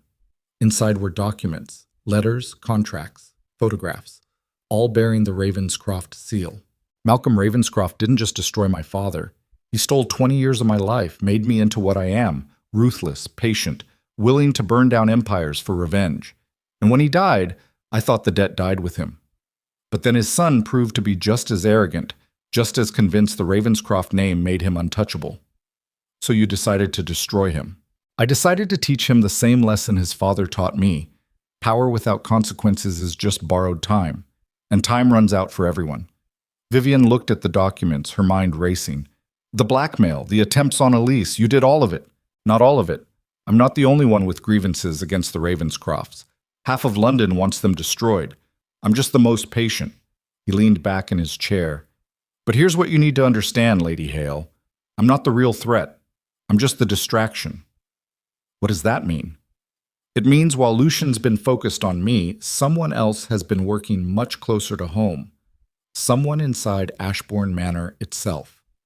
The room tilted. Who? Ashford's smile turned pitying. If I told you, where would be the fun in that? Let's just say the Duke's greatest enemy has been sleeping under his roof for years, and when they finally strike, there won't be anything left of the Ravenscroft legacy except ashes and regret. Vivian lunged for the documents. Ashford moved faster, pressing a button beneath his desk. Somewhere in the house, a bell chimed. I'm afraid our conversation is over, he said. My men will escort you out. And Lady Hale? Tell Ravenscroft I'm looking forward to watching him burn. 2 men entered, private security, heavy and professional. They hauled Vivian to her feet despite her struggles, dragged her toward the door. Wait, she gasped. The documents will remain exactly where they are, as evidence for when I finally destroy him completely. They pulled her into the corridor. The last thing she saw before the study door slammed shut was Ashford's smile. Satisfied, patient, certain of victory. The men hauled her downstairs and threw her into the entrance hall hard enough that she stumbled. Several guests turned to stare. Lucien appeared from the crowd, his face going pale when he saw her disheveled state. What happened? We need to leave. Now. He didn't ask questions, just grabbed her arm and pulled her toward the exit. They made it to the carriage before Ashford's voice followed them into the night. Leaving so soon, Ravenscroft? And after Lady Hale went through such effort to visit my private study. Lucian went rigid. Slowly, he turned. Ashford stood on the front steps surrounded by guests, all watching with the hungry anticipation of people waiting for blood. I don't know what you're implying, Lucien said carefully. I'm implying your fiancée is a thief, that she broke into my study searching for God knows what, that her desperation has made her careless. Ashford descended the steps slowly. Tell me, Ravenscroft, what exactly were you hoping to find? Evidence of my sins? Proof of blackmail? He laughed. You're chasing shadows while the real threat lives in your own house. What are you talking about? Ask your staff. Ask the people you trust most. Someone's been feeding me information for months. Someone who wants you destroyed even more than I do. He stopped 5 feet away, his smile vicious. Sleep well, Duke. While you still have a house to sleep in. He turned and walked back inside, the other guests following like they'd just witnessed the finale of a performance. The doors slammed shut. Lucien and Vivian stood alone in the courtyard while the carriage waited and everything they'd built crumbled around them. He knows, Vivian whispered, about the blackmail, about everything. And he's right. Someone inside Ashbourne is betraying you. Lucian's face had gone blank, wiped clean of emotion. The mask was back, harder than before. Then we burn it all down, he said quietly. Everything, the manor, the legacy, whatever's left, because I'm done being hunted in my own home. They climbed into this carriage. As it pulled away from Ashford's estate, Vivian looked back and saw him watching from an upper window, victory written across every line of his silhouette. She'd come here to escape poverty, found herself trapped in something worse, a war between families where every casualty was inevitable and every victory meaningless. And somewhere inside Ashbourne Manor, someone they trusted was waiting to deliver the killing blow. The carriage ride back to Ashbourne Manor felt like descending into a tomb. Lucien sat across from Vivian in perfect stillness, his face carved from something harder than stone. He hadn't spoken since they'd left Ashford's estate, hadn't moved except to breathe. The silence between them had weight, density, the particular pressure that builds before something breaks catastrophically. Vivian's hands shook in her lap. She kept seeing Ashford smile, hearing his words echo in her skull like a death knell. Someone inside Ashbourne is betraying you, someone you trust. The manor appeared through the fog like a malignant growth, all Gothic spires and blackened windows. No lights burning, no signs of life, just the shell of a dying legacy waiting to collapse inward. Lucien climbed from the carriage before it fully stopped, strode up the steps and through the front doors without waiting for her. By the time Vivian caught up, he was already in the entrance hall, his voice cutting through the darkness like a blade. Mrs. Blackwood appeared from the servants' corridor, a candle in her hand. Her face showed nothing. It never did. Lucien stopped 3 feet from her. When he spoke, his voice was soft, controlled, absolutely lethal. "Tell me who's been feeding information to Lord Ashford." The housekeeper's expression didn't flicker. "I'm afraid I don't understand, Your Grace." "Don't. Don't insult me by pretending ignorance. Someone in this house has been reporting our movements, our plans, our vulnerabilities to our enemies. Someone's been systematically destroying us from the inside. And you've been here longer than anyone, so either you're part of it or you know who is." Mrs. Blackwood set the candle on the hall table with deliberate care. Her hands were steady. "Your Grace, if you're accusing me of disloyalty after 30 years of service, I'm not accusing. I'm asking. There's a difference." The silence stretched. In it, Vivian heard the grandfather clock ticking somewhere in the manor's depths, counting down to midnight or judgment or both. Finally, Mrs. Blackwood spoke. "I serve this house, not the people in it. When your father gave orders that would harm Ashbourne, I ignored them. When your brother's gambling threatened the estate's stability, I reported it. My loyalty is to these stones, Your Grace, not to the family that happens to occupy them." Lucien's jaw tightened. "That's not an answer. It's the only answer you'll get from me. Now, if you'll excuse me, there's work to be done. Someone needs to keep this place from collapsing entirely." She picked up her candle and walked away, her footsteps echoing into darkness. Lucien watched her go with an expression that suggested he was calculating trajectories, measuring distances, deciding whether pursuit would yield information or just more questions. Vivian touched his arm. "She's not the one." "How do you know?" "Because if she wanted you destroyed, she could have done it years ago. She's had access to everything, your correspondence, your finances, your vulnerabilities. If she was working with Ashford, you'd already be finished." "Then who?" A scream tore through the manor, high, terrified, coming from the direction of the east wing. "Elise!" Lucien ran. Vivian followed, her skirts tangling around her legs as they raced through corridors that seemed to multiply in the darkness. The screaming continued, punctuated by the sound of shattering glass and something heavy hitting the floor. They burst into Elise's room to find the girl backed against the window, her face white with terror. On the floor between them lay a man, young, well-dressed, bleeding from a gash across his temple. A broken vase lay beside him, shards scattered across the carpet like teeth. Elise's voice shook. "He was in my room, hiding behind the wardrobe. I came in to change and he grabbed me, tried to cover my mouth. I hit him with the vase." Lucien crossed to the man, rolled him onto his back. Recognition flickered across his face, followed by something darker. "Graves. My solicitor's assistant." Vivian knelt beside the unconscious man, checked his pockets, found a leather notebook filled with meticulous handwriting, dates, times, conversations.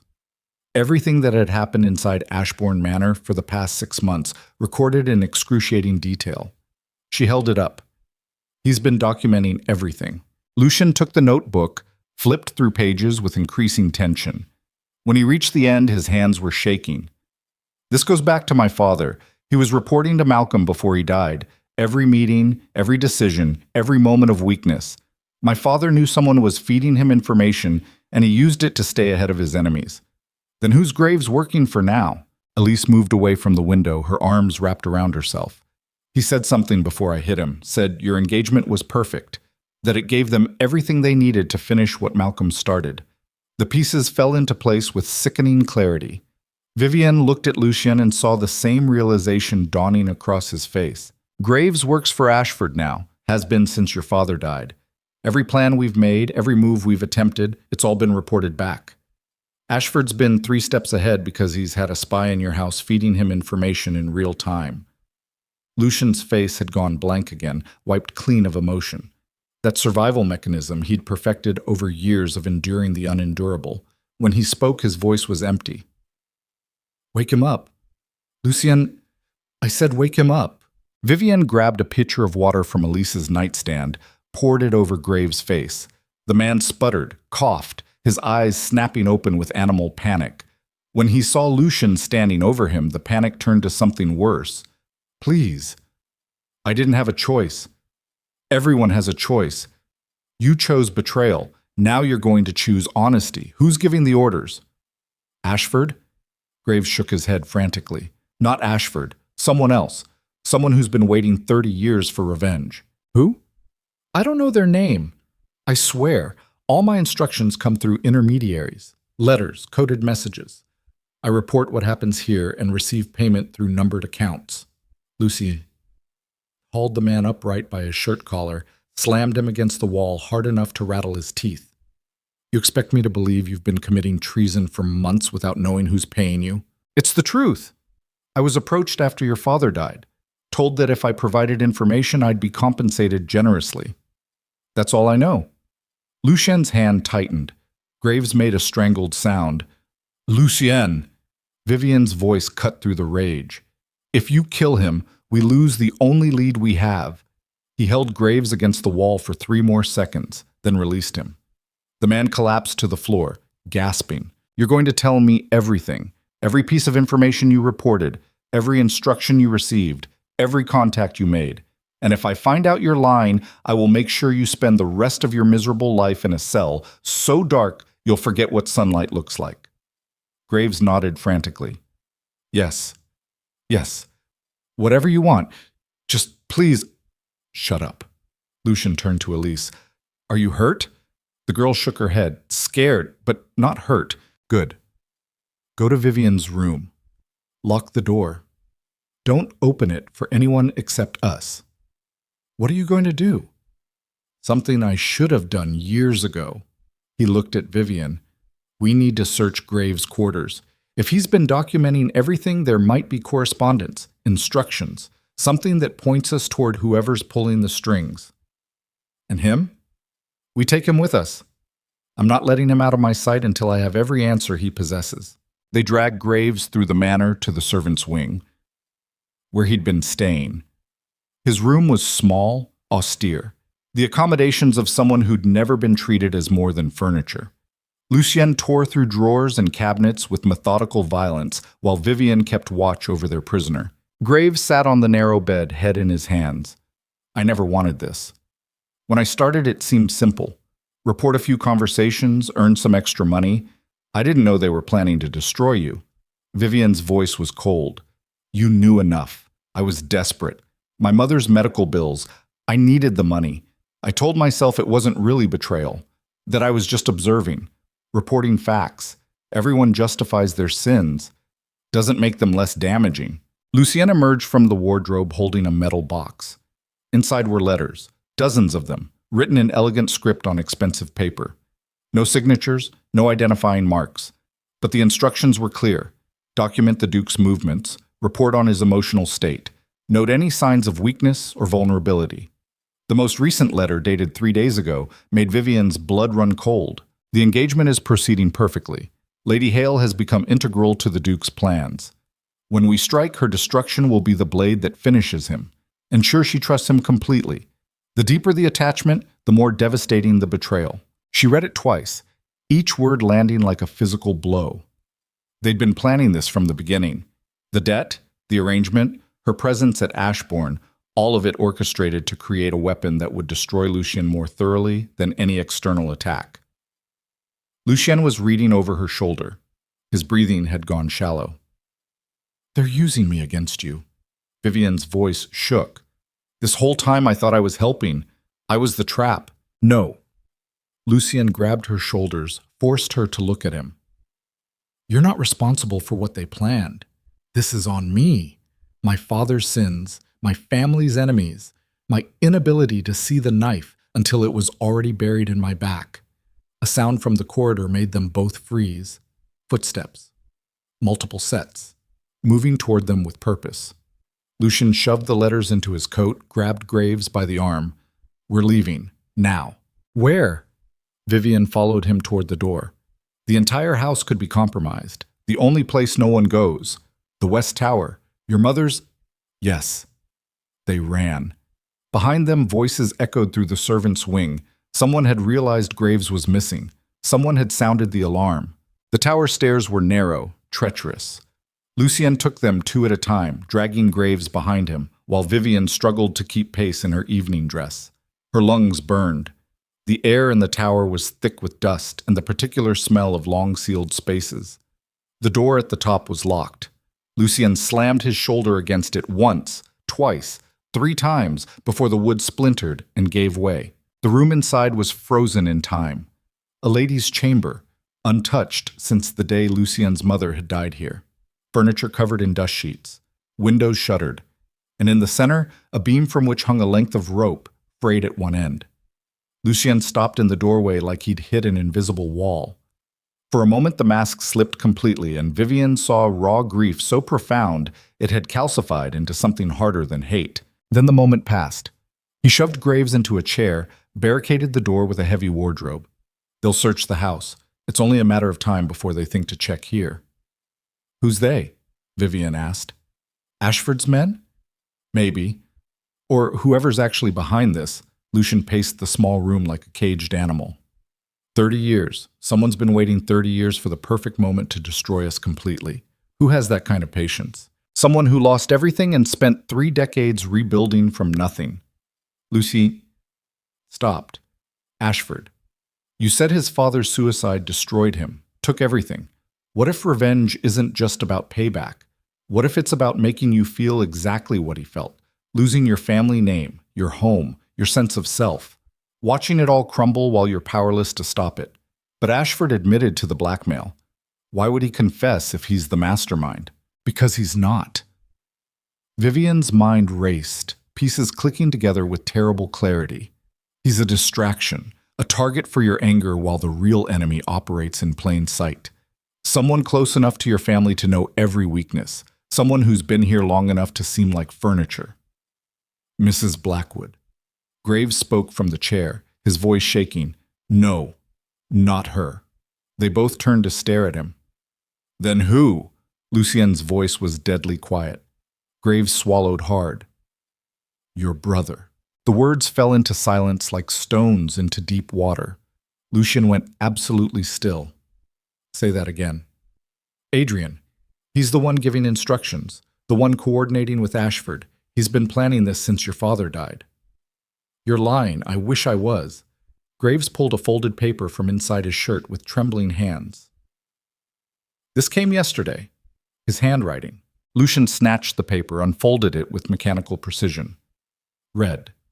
His face went white, then gray, then something beyond color entirely. He handed it to Vivian without a word. The note was brief, written in Adrian's familiar scrawl. Graves. Increase surveillance. Lucien starting to suspect. Push him toward Ashford. Keep him focused on external enemies while we finish preparations. The masquerade ball in 2 weeks will be our endgame. Make sure both he and Lady Hale attend. Their public destruction needs witnesses. Vivian felt like she'd been hollowed out. Why would he do this? Lucien's laugh was broken glass. Because I failed him. Because I'm our father's son no matter how hard I try not to be. Because he's watched me sacrifice everything for a legacy that destroyed our mother, and he's decided if he can't save me from myself, he'll burn it all down and call it mercy. That's not mercy, that's murder. To him, it's the same thing. Lucian sank into a chair, his face in his hands. He's been broken since we were children. Since he found Mother's body beside me and realized even death couldn't free our family from Father's shadow. And I tried to fix him, tried to protect him, but protection isn't love, and I was never what he needed me to be. So he's destroying you instead. He's destroying all of us, himself included. The note said the masquerade ball, Lady Devereux's winter event. Every member of the aristocracy will be there. If Adrian's planning something public, it'll be designed for maximum humiliation, maximum damage. What could he possibly do at a ball? Lucien looked up, and in his eyes, Vivienne saw the answer before he spoke it. Expose everything. Every crime Father committed, every secret we've been hiding, every piece of evidence that proves the Ravenscroft family is built on corruption and violence and the systematic destruction of anyone who challenged us. He'll lay it all bare in front of witnesses, and by the time the night ends, our name will be synonymous with everything rotten about the aristocracy. And you'll lose Ashbourne. We'll lose more than that. When those secrets come out, people will demand justice. Father's dead, but his crimes live on. They'll go after Adrian, after Elise, after anyone who carries the Ravenscroft name. And He stopped. Couldn't continue. Vivienne knelt in front of him, forced him to meet her eyes. And you'll spend the rest of your life knowing you couldn't save them. Yes, the weight of it hung between them. All the choices that had led here. All the ways love and duty had twisted into something unrecognizable. Footsteps on the tower stairs broke the moment. Heavy boots, multiple sets. Getting closer. Lucien stood, moved to the window. It's a 40-foot drop to the courtyard. We're trapped. Graves stood on shaking legs. I can talk to them. Tell them you overpowered me. Escaped before I could sound the alarm. Why would you do that? Because I'm tired of being what they've made me. Because you're right. Everyone has a choice. And I choose to stop being a coward. Before either of them could respond, Graves opened the door and stepped into the stairwell. His voice carried back clearly. He went toward the west wing. Hurry before he reaches the forest. The footsteps retreated, moving away fast.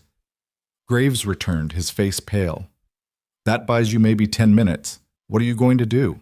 Lucien looked at Vivienne. His expression had gone cold again, but beneath it she saw something else. Determination. Or maybe just the decision to stop running from the inevitable. We're going to that ball. We're going to let Adrian spring his trap, and then we're going to burn down everything my father built before he can use it to destroy anyone else. Vivienne's breath caught. That's suicide. That's honesty. For the first time in 400 years, the Ravenscroft family is going to tell the truth. And yes, it'll destroy us, but at least we'll die on our terms instead of theirs. Adrian will expose you in front of everyone. You'll be arrested, charged with conspiracy to cover up crimes. They'll take Ashbourne, seize your assets, throw you in prison. I know. Then why? Because it's the only way to protect Elise. Lucian's voice broke on his sister's name. She's innocent. She doesn't deserve to pay for Father's sins or mine. If I confess first, if I take responsibility publicly, she walks away clean. Adrian too, if he's smart enough to stay quiet once I've stolen his moment. And me? Lucian looked at her with something that might have been grief or might have been gratitude. You were always collateral damage. In my father's schemes, in Adrian's revenge, in my desperate attempt to save something that should have died decades ago. I never should have dragged you into this. Never should have used your father's manufactured debt to trap you here. He crossed to the wardrobe, blocking the door, started to move it aside. What are you doing? Vivienne asked. Giving you a choice I should have offered from the beginning. Leave. Tonight. Take whatever money you can carry and disappear before the ball. Before everything burns. You don't owe me anything. You never did. Vivienne stared at him. At this man who'd trapped her with lies and then handed her the truth like a blade. Who'd claimed to be a monster while systematically trying to protect everyone except himself. Who was now offering her escape from the disaster he'd created, even though it meant facing destruction alone. She thought about her father's letter, about survival and choices, and the way desperation made everyone into something they swore they'd never become. She thought about Ashbourne Manor and its ghosts, about Elise's brittle smile and Adrian's broken eyes and Lucien's exhausted determination to save a family that had been cursed from the beginning. Then she thought about what it meant to be someone's last chance at redemption. whether that was a gift or a burden, whether choosing to stay made her brave or just another kind of broken. I'm not leaving. Lucian's hand stilled on the wardrobe. Vivian, I said I'm not leaving. You're walking into that ball to confess your father's crimes and take responsibility for sins you didn't commit. You're sacrificing yourself to save your siblings from consequences they helped create. And you think I'm going to just abandon you to face that alone? You should. It's the smart choice. Since when have either of us made smart choices? Vivian crossed to him, grabbed his hands, forced him to look at her. You want to tell the truth? Fine. But you're going to tell all of it. Not just your father's crimes, not just your desperate attempts to fix the unfixable. You're going to tell them about Adrian's betrayal, about Ashford's blackmail, about Graves reporting your every move to your enemies. You're going to drag all of it into the light, and if you're going down, you're taking every bastard who helped push you there. That's not martyrdom. That's revenge. Good. Because martyrdom is just suicide with better publicity. Revenge at least has teeth. Lucian stared at her like he was seeing her for the first time. Then, slowly, something shifted in his expression. The exhaustion didn't fade, but beneath it she saw the faintest spark of something that might have been hope, or might have been the recognition of a kindred spirit. You're terrifying. I'm practical. There's a difference. Not much of one. A crash from somewhere below shook the tower. Voices shouting. They were running out of time. Graves cleared his throat. If you're planning on burning everything down, you'll need evidence. Documentation. I've been keeping copies of everything I sent to Adrian. Names, dates, correspondence. It's hidden in the estate manager's office, behind a loose stone in the fireplace. Why would you keep copies? Insurance. In case they ever decided I knew too much. Graves's smile was bitter. Turns out paranoia is the only smart survival strategy in a house of liars. Lucian moved to the window, looked down at the courtyard. The west wing connects to the old chapel through an underground passage. We can reach the manager's office without being seen, get the documents, and be out before they realize where we've gone. And then we prepare for the ball. We have 2 weeks to gather every piece of evidence against my father, against Ashford, against everyone who's used the Ravenscroft name as a weapon. And when Adrian tries to destroy us, we're going to show him what real destruction looks like. Vivian felt something cold and determined settle in her chest. What do you need me to do? Remember everything. Every conversation, every detail, every moment that seemed wrong. When we walk into that ballroom, we need to be carrying enough truth to burn down the entire aristocracy. Can you do that? She thought about 6 years of poverty, about her father's grave in Thornfield House, and the way people like Pemberton and Ashford and Malcolm Ravenscroft had used their power to destroy lives for sport. She thought about Elise's fear, and Adrian's broken attempt at revenge, and Lucy Yen's exhausted determination to save people who didn't want to be saved. Then she thought about what it would mean to stand in front of 300 aristocrats and tell them exactly what their precious system had done to people like her, to watch their comfortable lies shatter, to make them understand that power without accountability was just another word for tyranny. Yes, I can do that. Then we have a plan. Lucien looked at Graves. You're coming with us. If anyone asks, you're under arrest for espionage. Which you are. What happens to me after the ball? Graves's voice was small. That depends on how much truth you're willing to tell. Help us burn it all down and maybe you walk away with your life. Stay loyal to Adrian and you'll hang beside everyone else. The choice is yours. Graves nodded slowly. I'll help. God help me. I'll help. They left the tower room through a servant's passage Lucian hadn't used since childhood, moving through walls like ghosts while Ashford's men searched the main house.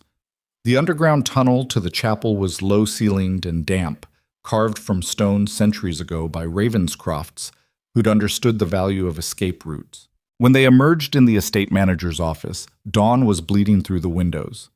Lucien went straight to the fireplace, pried loose a stone near the base. Behind it was a leather satchel stuffed with papers. He pulled them out one by one. Letters, financial records, testimony from witnesses his father had threatened into silence, documentation of bribes, blackmail, and worse. Enough evidence to destroy a dozen families, enough truth to rewrite a century of history. This is what father used to stay in power. Every secret, every sin, every weakness he could exploit. Lucien's hands shook as he sorted through the papers. He didn't collect this to protect the family. He collected it because he enjoyed having weapons no one else knew existed. Vivian picked up a letter, read it, felt sick. This is testimony about a fire. 20 years ago. A rival's warehouse burned down with workers inside. Your father knew it was arson and covered it up. He did more than cover it up. He ordered it. Lucien's voice was hollow. There are orders here in his handwriting. Instructions to burn the warehouse when it was fully staffed. Maximum casualties. That's murder. That's Malcolm Ravenscroft. He believed fear was the only reliable form of power, and he was willing to kill to maintain it. They packed the documents carefully, every piece of evidence a weapon waiting to be deployed. When the satchel was full, Lucien slung it over his shoulder like he was carrying the weight of his entire bloodline. 2 weeks. That's what we have to prepare. To decide exactly how we're going to tell this story. To make sure when the truth comes out, it lands with enough force to shatter everything. Vivienne thought about the ball. About standing in a room full of aristocrats and watching their world collapse. About the risk and the cost and the absolute certainty that nothing would ever be the same after. And if Adrian tries to stop us? Lucien's expression went cold. Then he'll learn the same lesson Father taught everyone else. That the Ravenscrofts don't negotiate with threats. We destroy them. They left through the chapel's side entrance, emerging into morning light that seemed too bright, too normal for the darkness they were carrying. Ashbourne Manor loomed behind them, all Gothic stone and dying legacy. As they walked toward the main house, Vivian realized with perfect clarity that they'd crossed a threshold they could never uncross. They weren't trying to save the Ravenscroft family anymore. They were trying to survive its ending. And survival in this world meant becoming exactly the kind of dangerous they'd been running from all along. The next 2 weeks passed in a blur of preparation. They cataloged every document, cross-referenced every claim, built a case so comprehensive it would be impossible to deny or dismiss. Lucien worked with the mechanical focus of someone who'd decided dying was inevitable and wanted to make sure his death meant something. Vivienne watched him spiral deeper into the obsession, his sleep growing shorter, his temper sharper. She tried to pull him back, but he was already too far gone, already committed to the trajectory they'd chosen. Adrian appeared 3 days before the ball. Walked into the manor like he owned it, his face bruised from whatever drinking and gambling had occupied his absence. He found Lucien in the study surrounded by papers. "Brother?" Adrian's voice was casual, but his eyes were calculating. "Heard you've been busy, just cleaning up Father's messes?" "Like always." "That what you call it?" Adrian moved closer, picked up a letter from the desk. "Looks more like you're preparing for war." "Maybe I am." "Against whom?" "Against anyone who thinks they can use this family's legacy as a weapon. Including you." Adrian's smile was terrible. "So, you know. I know you've been working with Ashford. Know you've been planning to expose Father's crimes at the masquerade. Know you've decided destroying us is preferable to letting me keep trying to save something you think should die." Adrian set down the letter carefully. "You're not angry. I'm devastated. But anger would require me to still hope you might change your mind. And I gave up hope 6 months ago when I realized you were too broken to fix and too dangerous to ignore. So what happens now?" "Now?" Lucien stood, faced his brother across the desk. "Now you're going to that ball. You're going to watch me do exactly what you planned, but better, more thoroughly, more devastatingly. And when it's over, you're going to leave Ashbourne and never come back, because that's the only mercy I have left to offer you." Adrian's face had gone pale. "You can't. I already have. This family is over, Adrian. Father made sure of that the day he decided power mattered more than people. All we're doing now is deciding whether we end with dignity or with destruction." "I'm choosing dignity. You can choose whatever you want, but you're choosing it somewhere else." The brothers stared at each other across a gulf that had been widening since childhood, since the day they'd found their mother's body and realized their family was cursed from the foundation up. Finally, Adrian nodded once, turned, walked away. Lucien didn't watch him go. He sank back into his chair, picked up another document, and continued building the case that would destroy everything he'd spent his life trying to protect. Vivian found him there hours later, still working by candlelight. "You should rest. I'll rest when it's over. You'll be dead when it's over if you keep this up." He looked up at her with eyes that had gone beyond exhaustion into something darker. Maybe that's the point. Maybe the only way to survive this is to become so focused on the ending you stop caring about what comes after. That's not survival, that's surrender.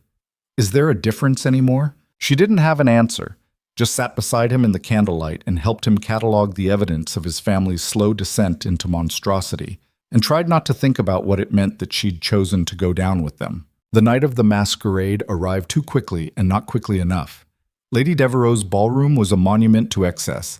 Crystal chandeliers, marble floors, enough candles to illuminate a cathedral. 300 guests in elaborate masks, all pretending they couldn't see the cracks in their perfect world. Lucienne and Vivian entered together, dressed in formal attire that cost more than her father's entire estate. Lucienne wore a black mask that made him look like the ghost of judgment itself. Vivian wore midnight blue and silver, her mask shaped like breaking ice. They moved through the crowd like predators among prey, and everyone felt it. Conversations faltered when they passed.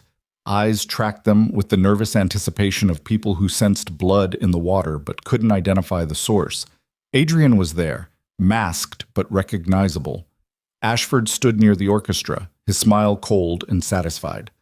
Pemberton held court by the champagne, already drunk and getting worse. At midnight, Lady Devereux called for attention. The orchestra fell silent. 300 masks turned toward the center of the ballroom, where a small stage had been erected for announcements. Lucien climbed the steps without hesitation, removed his mask. His face in the candlelight was terrible, exhausted, determined, already grieving what he was about to destroy. When he spoke, his voice carried to every corner of the ballroom. I have a confession to make. About my family, about my father, about the legacy I've spent 6 years trying to protect. And when I'm finished, you're all going to understand exactly what kind of monsters we've allowed to rule us. The ballroom went silent. Vivienne felt her heart hammering against her ribs. Lucien reached into his coat, pulled out the leather satchel, set it on the stage like he was laying down a weapon. My father, Malcolm Ravenscroft, was a murderer, a criminal, a tyrant who used his power to destroy anyone who challenged him. And I have the evidence to prove it. He opened the satchel, started pulling out documents, one by one, laying them bare for everyone to see. And that's when the East Wing exploded. The blast tore through the manor with enough force to shatter every window in the ballroom. Guests screamed, chandeliers swayed. Somewhere in the chaos, someone was shouting about fire. Lucien's face went white. Elise. He ran. Vivian followed. They pushed through panicking aristocrats toward the East Wing, where flames were already consuming the corridor where Elise's room was located. The heat was overwhelming. Smoke choked the air. Lucien tried to go deeper, but Vivian grabbed his arm. You'll die. She's in there. Then we go together. They plunged into this burning corridor, using wet fabric torn from Vivian's dress to cover their faces. The smoke was so thick she couldn't see 3 feet ahead. Somewhere in the inferno, beams were cracking, walls collapsing. They found Elise in her room, trapped beneath a fallen timber. The girl was unconscious, blood streaming from a gash on her forehead. Together they hauled the timber off her. Lucien lifted his sister like she weighed nothing, started back toward the corridor. That's when the ceiling collapsed. Vivian saw it coming, shoved Lucien forward. The debris missed him by inches, but caught her across the shoulders, driving her to her knees. Pain exploded through her body. Lucien turned, his face twisted with horror. Vivian, go! Get Elise out! I'm right behind you! He hesitated. 1 second, 2. Then he ran, carrying his sister toward safety while Vivian struggled to her feet amidst the falling wreckage. She made it 3 steps before someone grabbed her from behind, a hand over her mouth, an arm around her waist, dragging her backward into the flames. A voice in her ear, familiar and terrible. Did you really think I'd let you burn down everything I built? That I'd let my brother destroy me without a fight? Adrian! She tried to scream, but smoke filled her lungs. Tried to fight, but her body wasn't responding correctly. The pain and the heat and the lack of oxygen were dragging her under. The last thing she saw before darkness took her was Lucien's face, framed in the doorway, his expression transforming from relief to absolute horror as he realized she wasn't behind him, realized she'd been taken, realized the real trap had never been the ball or the confession or the explosion. It had always been her. Lucien's world reduced to a single point of absolute clarity. Vivian disappearing into smoke and flame, while his brother's silhouette became visible for one terrible instant before the corridor collapsed entirely. He stood frozen in the doorway with Elise unconscious in his arms, his mind refusing to process what his eyes had just witnessed. Behind him, guests were screaming, servants were running, the entire East Wing was burning like a funeral pyre. And somewhere in that inferno, Adrian had taken the one person Lucien had allowed himself to care about in 6 years of emotional starvation. A hand grabbed his shoulder. Graves, his face blackened with soot. "Your Grace, we need to move. The structure's failing." Lucien didn't respond, couldn't. His entire nervous system had locked around a single thought. She's still in there. "Your Grace!" Graves shook him hard enough to rattle his teeth. Lucien blinked, looked down at his sister. Blood was seeping through her hair where the beam had struck her. Her breathing was shallow, erratic. She needed a physician, needed immediate care. But Vivian was burning. The choice wasn't a choice at all. It was the same impossible selection his father had forced him to make 1,000 times. Duty or desire, obligation or love, the needs of many versus the life of one. Malcolm Ravenscroft had always chosen duty, had built an empire on sacrificing individuals for the greater preservation of the family name. And Lucien had spent 6 years becoming exactly like him. Not anymore. He shoved Elise into Graves' arms. "Get her to the physician. Now. What about you?" "I'm going back in." "That's suicide." "Then it's suicide." Lucien grabbed a pitcher of water from a hallway table, dumped it over his head and shoulders. The heat had already started blistering his hands. Going back into that corridor meant probable death. Certain agony. The kind of damage a body didn't recover from. He went anyway. The smoke was worse the second time. Thicker, more toxic, burning his lungs with each breath. He couldn't see more than a foot ahead. Couldn't hear anything except the roar of flames and the groan of buckling timber. The floor beneath his feet was hot enough to feel through his boots. He moved by memory and instinct. 3 doors down on the left. The old servant's stair that connected to the wine cellar. Adrian would have taken her there, away from witnesses, away from rescue, into the parts of Ashbourne Manor that even the staff avoided because they were half collapsed already. Lucien found the stairwell door hanging open. Descended into darkness so complete he had to feel his way down, one hand on the wall. His palm came away wet. Not water. Blood. He followed the trail. The wine cellar was old stone, relatively untouched by the fire raging above.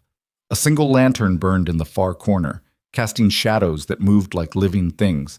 And in the center of the space, Adrian stood over Vivian's unconscious form, a length of rope in his hands. His brother looked up when Lucien entered. In the lamplight, Adrian's face was a mask of grief and rage, and something beyond both, the expression of someone who'd already died inside and was just waiting for their body to catch up. "I knew you'd come." Adrian's voice was empty. "You always do, always playing the hero even when it means destroying yourself in the process." Lucien moved forward slowly. "Let her go." "Why?" "So you can keep pretending this family deserves to survive? So you can keep sacrificing people to protect a legacy built on corpses? This isn't about the legacy anymore. This is about you punishing me for failing to save you from yourself." Adrian laughed. It was the sound of something breaking permanently. "You think this is punishment? This is mercy. I'm ending it before you can drag anyone else down with you, before your obsession with being different than father turns you into exactly what he was. I'm nothing like him. You're everything like him." Adrian's voice cracked. "You manipulate people with manufactured debts. You trap them in arrangements they can't escape. You sacrifice your own happiness and everyone else's for the preservation of something that should have died the day Mother hanged herself. The only difference between you and Malcolm is that you feel guilty about it. But guilt doesn't make the damage less real." Lucien stopped 10 feet away, close enough to see the rope in Adrian's hands, the way his brother's fingers kept tightening and releasing around it. Close enough to understand that Adrian wasn't just planning to hurt Vivian. He was planning to make Lucien watch her die the same way they'd watched their mother die. "Put down the rope." "No. Adrian, please. Whatever you think I've done to you, she doesn't deserve to pay for it.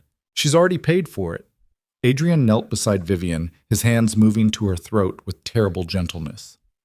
"The moment she agreed to your arrangement, the moment she chose to stay after discovering what you'd done to her father, she became part of this, part of the curse. And now she's going to die the same way everyone who gets close to a Ravenscroft dies, choking on the legacy they thought they could survive. Lucian's vision tunneled, the world reduced to his brother's hands on Vivian's neck, to the rise and fall of her breathing, to the split-second calculation of distance and velocity, and whether he could cross 10 feet before Adrian could strangle the life out of her. He'd spent his entire adult life making calculations, measuring risks, choosing the option that preserved the most while sacrificing the least. It was how he'd survived 6 years of his father's enemies circling, how he'd kept Ashbourne standing despite impossible odds, how he'd convinced himself that cold rationality was the same thing as strength. But there was nothing rational about what he felt looking at Vivian unconscious on the cellar floor. Nothing calculated about the rage and terror and desperate love that had been building in him since the night she'd read her father's letter and chosen to stay anyway. Nothing controlled about the way every survival instinct he possessed was screaming at him to save her, regardless of cost. For the first time in his life, Lucian stopped calculating and just moved. He crossed the distance in 4 strides, hit Adrian like a battering ram. They went down hard, rolling across stone that scraped skin from Lucian's hands and face. Adrian fought with the wild strength of someone who'd given up on living, all elbows and teeth and desperate violence. They crashed into the wine racks, bottles shattered, glass cut through clothing and into flesh. Lucien tasted blood, his own, his brother's, impossible to tell. All he knew was that Adrian's hands were no longer on Vivian's throat, and that meant he was winning. Adrian drove a knee into Lucian's ribs with enough force to crack something. Pain exploded through his chest, stealing breath, but he didn't let go. Couldn't. If he let go, Adrian would go back to Vivian and finish what he'd started. They fought in the wreckage of their family's legacy, surrounded by wine their father had collected, in a cellar built by ancestors who'd believed the Ravenscroft name would last forever. Every blow landed with the weight of 6 years of resentment and grief and unspoken pain. Above them, the manor continued burning. Timbers creaked ominously. Somewhere a wall collapsed with a sound like thunder. Adrian managed to get on top, his hands finding Lucian's throat. His grip was iron, fingers pressing into the arteries with practiced precision. Lucien's vision started to gray at the edges. His brother's face swam into focus above him. Tears were streaming down Adrian's cheeks. "I'm sorry." Adrian's voice broke. "I'm so sorry. But this is the only way to free us. The only way to end what Father started." Lucien couldn't breathe, couldn't speak. His hands scrabbled against stone, searching for anything he could use as a weapon. His fingers closed around broken glass. Without thinking, he drove the shard into Adrian's shoulder. Adrian screamed, jerked backward. Lucien sucked in air that tasted like smoke and copper, rolled away coughing. They faced each other across 5 feet of cellar floor, both bleeding, both gasping. Brothers who'd shared everything except the ability to save each other. "You can't win this." Adrian clutched his shoulder, blood seeping between his fingers. "Even if you stop me tonight, the truth is coming out. Everything Father did, everything you've covered up, every crime, every sin, every terrible choice. I've already sent copies of those documents to every newspaper in London. By morning, the Ravenscroft name will be synonymous with corruption." Lucian pushed himself upright, his ribs screaming. "Then let it burn. Let them know what we were, what I was. I don't care anymore, liar. You've always cared. It's the only thing you know how to do. You're right. I cared about preserving Father's legacy because I thought that's what family meant. That duty and love were the same thing. But I was wrong." Lucian wiped blood from his face. "Family isn't about protecting a name. It's about protecting the people who carry it. And you stopped being family the moment you decided destroying me was more important than saving yourself. So what happens now?" Adrian's laugh was brittle. "You kill me? Your own brother?" "No." Lucian moved toward Vivian, knelt beside her, checked her pulse, weak but steady. "I let you go. Let you live with what you've done. Let the knowledge that you had a chance to walk away and chose revenge instead eat you alive for whatever years you have left. That's not mercy. That's cruelty." "Yes. I learned from the best." He lifted Vivian carefully, cradling her against his chest. She was breathing but hadn't regained consciousness. Blood matted her hair where she'd been struck. His hand shook as he checked for other injuries, terrified of what he might find. Behind him, Adrian struggled to his feet. "Lucien, wait." He didn't turn around. "I never wanted to hurt her. I just wanted you to understand what it feels like, to lose someone, to watch them die because of choices you made. I already know what that feels like. I've been dying by degrees for 6 years while you've been drowning yourself in cards and whiskey and blaming me for not saving you. The difference is, I kept trying. You gave up. Because trying was killing you." Adrian's voice echoed off stone. "Every day watching you sacrifice another piece of yourself for a family that didn't deserve it. Watching you become more like father, even as you swore you'd be different. I couldn't save you from yourself, so I decided to end it. End all of it." Lucien turned finally, looked at his brother really looked, saw the exhaustion and desperation and broken love that had twisted into something monstrous. "Then you failed. Because I'm still here, still fighting, and I'm going to use every piece of evidence you sent to those newspapers to make sure father's victims get justice. I'm going to testify against his estate personally, confess to everything I covered up, take responsibility for every choice I made that hurt people. And when it's over, the Ravenscroft name will be destroyed not because you tore it down, but because I burned it willingly." Adrian stared at him like he'd just spoken a foreign language. "You can't. They'll arrest you, seize everything. You'll lose Ashbourne. I've already lost Ashbourne. Lost it the day I realized I was fighting to preserve a monument to suffering." Lucien adjusted Vivian in his arms. "The only thing I'm fighting for now is making sure Elise survives this. Making sure Vivian survives this. Everything else can burn. And me? You're already burning. Have been since the day we found Mother. I just finally accepted I can't put out a fire that wants to consume itself." He walked toward the stairs.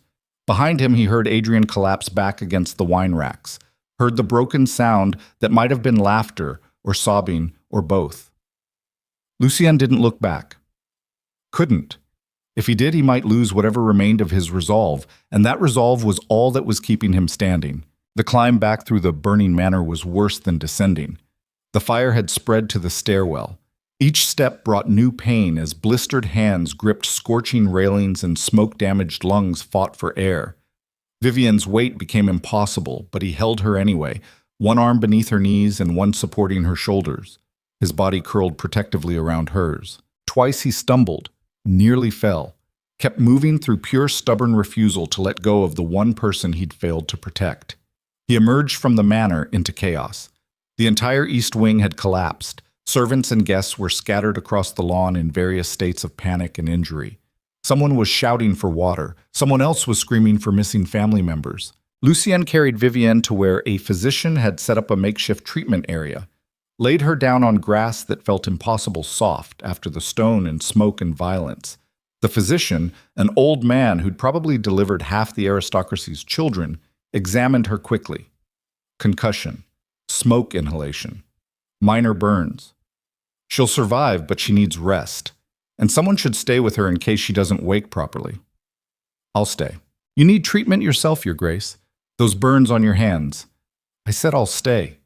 The physician must have seen something in Lucien's eyes that told him arguing would be pointless. He nodded, moved on to the next patient. Lucien sank down beside Vivian, too exhausted to do anything except watch her breathe. Around him, Ashbourne Manor burned against the night sky like a beacon or a funeral pyre or both. 400 years of legacy turning to ash while 300 aristocrats watched and whispered and congratulated themselves on not being inside when it happened. He found he didn't care. The only thing that mattered was the rise and fall of Vivian's chest, the faint pulse beneath her jaw, the proof that he'd managed to save one person from the disaster his family had created. Graves appeared with Elise wrapped in a blanket. The girl was conscious now, her eyes wide with shock. She's asking for you. Graves looked at the burning manor, then back at Lucien. Both of you. Lucien didn't move. Tell her I'm here. Tell her Vivian's alive. Tell her yourself. Elise pushed away from Graves, stumbled over to collapse beside her brother. Her voice was raw from smoke. What happened? Everything we should have let happen years ago. Lucien put an arm around her shoulders. It's over, Elise. All of it. The legacy, the lies, the desperate attempt to preserve something that should have died with Father. We're free. Free? The girl looked at the burning manor, at the gathered crowd, at her brother's blistered hands and blood-streaked face. This doesn't look like freedom. That's because you don't know what freedom costs. But you will. And when you rebuild, and you will rebuild, because you're stronger than Adrian and I ever were, you'll do it without the weight of Malcolm Ravenscroft's sins dragging you down. What about you? I'll be wherever they send people who confess to covering up murder and fraud and a dozen other crimes. But at least I'll be there honestly. Finally, Elise started crying. Not the gentle tears of sadness, but the raw sobs of someone whose entire world had just collapsed and reformed into something unrecognizable. Lucien held her while she wept, his own eyes burning with exhaustion and smoke damage and emotions he'd spent 6 years refusing to acknowledge. Around them, the fire continued its work. By dawn, there would be nothing left of the East Wing except rubble and memory. By the end of the week, the newspapers Adrian had sent those documents to would publish everything. And by the end of the month, Lucien would be standing trial for crimes his father had committed, but he'd helped conceal. None of it mattered. All that mattered was Elise crying against his shoulder and Vivian breathing beside him, and the strange sense of lightness that came from finally accepting that some things couldn't be saved no matter how hard you fought. Vivian stirred around 3 a.m. Her eyes opened slowly, unfocused and confused. When they found Lucien's face, something shifted in her expression. Recognition followed by memory, followed by a fear so profound it made her whole body tense. "Adrian! Where?" "Gone." Lucien helped her sit up carefully. "Still in the cellar, as far as I know. I left him there." "You left him?" "I left him to live with what he'd done. It seemed more effective than killing him." She stared at him like he'd just spoken something incomprehensible. Then her hand came up to touch his face, tracing the cuts and burns with fingers that shook. "You came back for me." "Of course I did. You could have died. I was willing to." He caught her hand, pressed it against his chest where his heart was hammering too hard. "For 6 years I've been calculating every risk, measuring every choice against the preservation of my family's name. But when I saw Adrian take you into that fire, I stopped calculating, stopped measuring. Just knew that losing you would destroy me more thoroughly than losing Ashbourne ever could." Vivian's eyes filled with tears. "That's the most honest thing you've ever said to me." "That's because I've finally learned the difference between duty and love. Between protecting a legacy and protecting the people who matter. What happens now?" "Now?" He looked at the smoldering ruins of his family's estate, at the gathered aristocrats who would be gossiping about this disaster for decades, at his sister wrapped in a blanket and his future narrowing to a point that probably ended in prison. "Now we tell the truth. All of it. Every crime, every cover-up, every terrible choice. We burn down what's left of the Ravenscroft name and hope something better grows from the ashes." "And us? Us?" He smiled. It hurt his burned face, but he did it anyway. "That depends on whether you're willing to stand beside a disgraced duke who's about to confess to enough crimes to earn a life sentence." Vivian was quiet for a long moment. Then she squeezed his hand hard enough to hurt. "I told you before. I don't run." And I meant it. Even when running would be smarter, especially then. He wanted to kiss her, wanted to pull her close and forget everything except the fact that she was alive and choosing to stay despite every reason to flee. But his hands were too damaged and his face was too burned, and she'd been through enough trauma for one night. So instead, he just held her hand and watched Ashbourne Manor burn and tried to memorize the feeling of someone choosing him not because of duty or fear or manufactured debt, but because they'd seen him at his absolute worst and decided he was worth surviving alongside anyway. Dawn came gray and unwelcoming. The fire had burned itself out, leaving only skeletal beams and collapsed stone. Servants were sorting through the wreckage, looking for anything salvageable. The aristocrats had mostly departed, eager to distance themselves from the scandal before it consumed them too. Lord Pemberton remained. He approached where Lucien sat with Vivian and Elise, his face carved from professional disapproval. "Duke Ravenscroft, I'm told your brother started the fire." Lucien stood carefully. His body was a symphony of pain, but he forced himself upright. "That's one theory. Do you have another?" "I have the truth, which I'll be delivering to the magistrate this afternoon along with documentation of every crime my father committed and every cover-up I participated in." You'll have your investigation, Pemberton, and by the end of it, the Ravenscroft name will be exactly what you've always claimed it was. A cautionary tale about unchecked power and the corruption it breeds. Pemberton's expression flickered. You're confessing? I'm ending this. The war between our families, the games, the manipulation, all of it.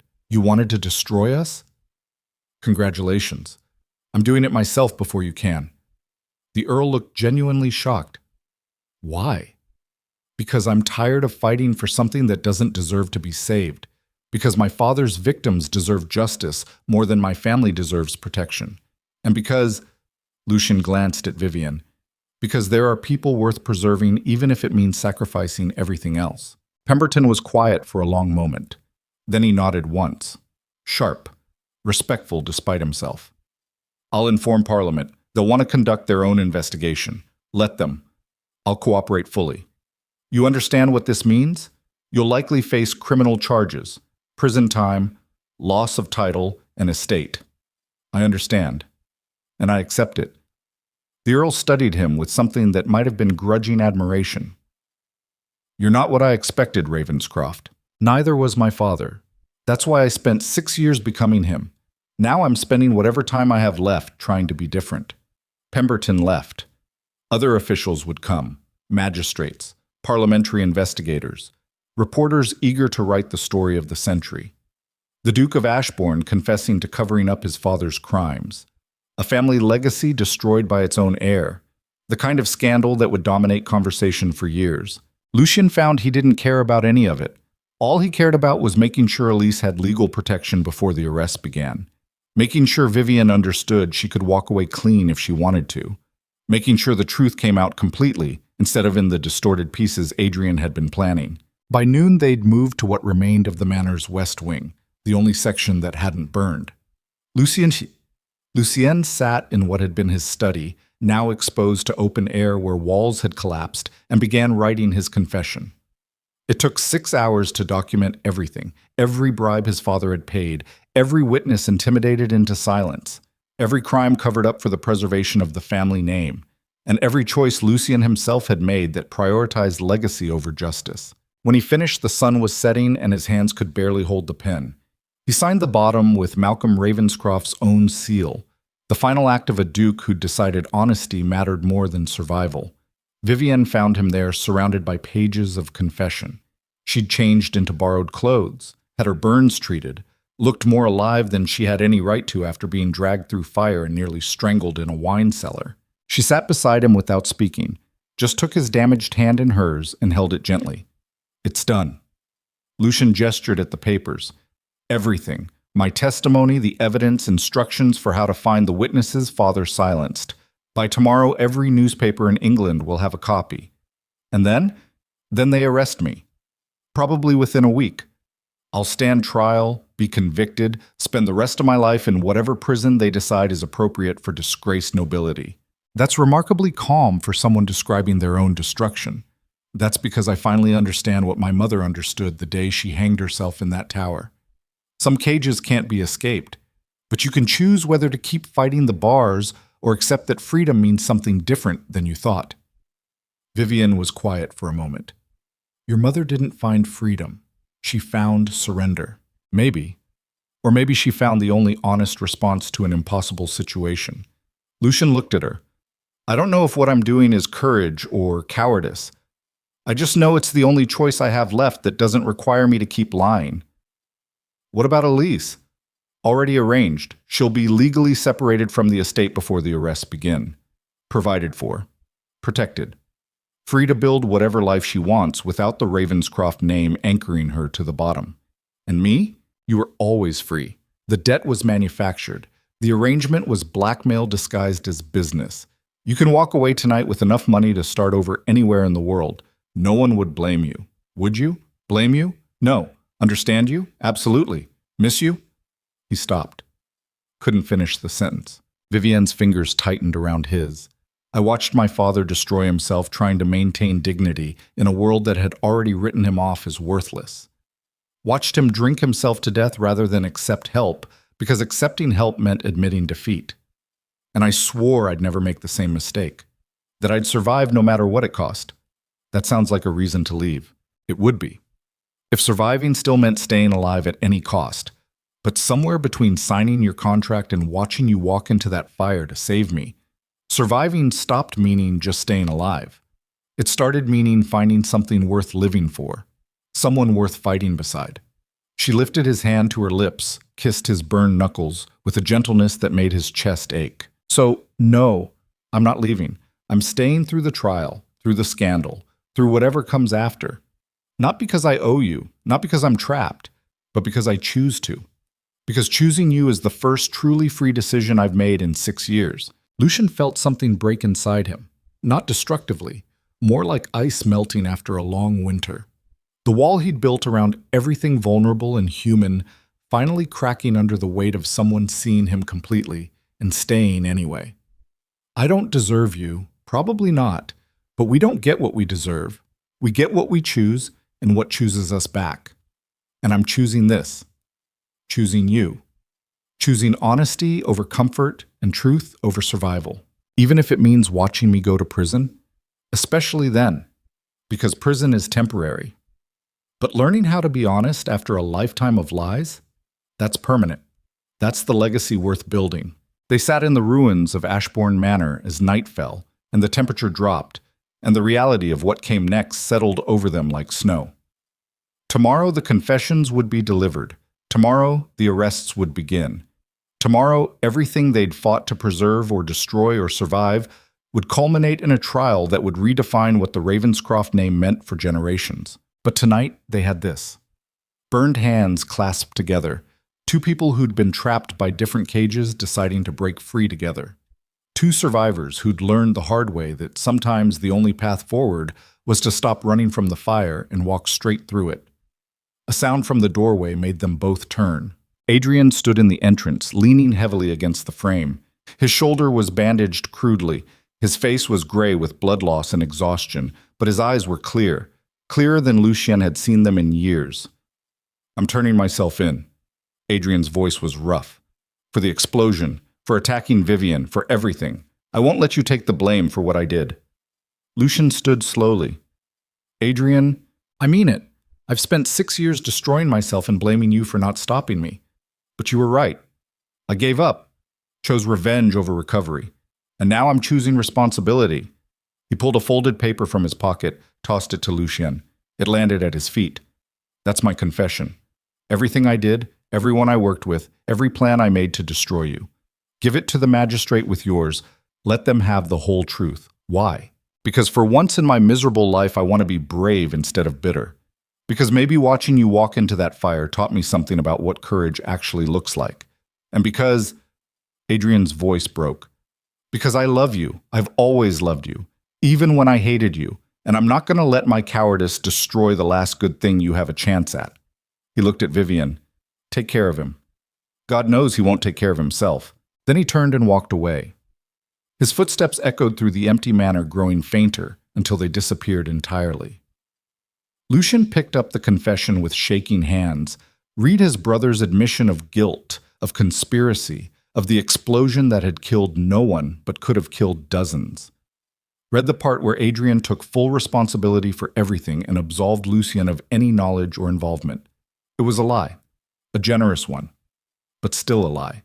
He held the paper over a candle, watched it catch fire, let it burn completely. Vivian's eyes went wide. What are you doing? Accepting that some people need to save themselves their own way. Adrian wants redemption through punishment. Fine, but I won't let him shoulder crimes he didn't commit alone. We'll both confess. We'll both face consequences. And maybe somewhere in the wreckage we'll both find a way to be something other than Malcolm Ravenscroft's broken sons. That's not justice. No, but it's honest. And right now, honesty is the closest thing to justice I know how to offer. They spent that night in the intact section of the manor, surrounded by the skeletal remains of 4 centuries of legacy. Neither of them slept. They just sat together in the darkness and waited for dawn to bring the reckoning they'd chosen. When morning came, Lucien walked to the magistrate's office with Vivienne on one side and Elise on the other. He carried 2 confessions, his own and the one he'd rewritten, including Adrian's crimes alongside his documentation of their fathers. At the door he paused, looked back at Ashbourne Manor one final time. The estate looked smaller in daylight, less imposing, just stone and wood and the ghosts of people who'd believed their name made them immortal. Ready? Vivian squeezed his hand.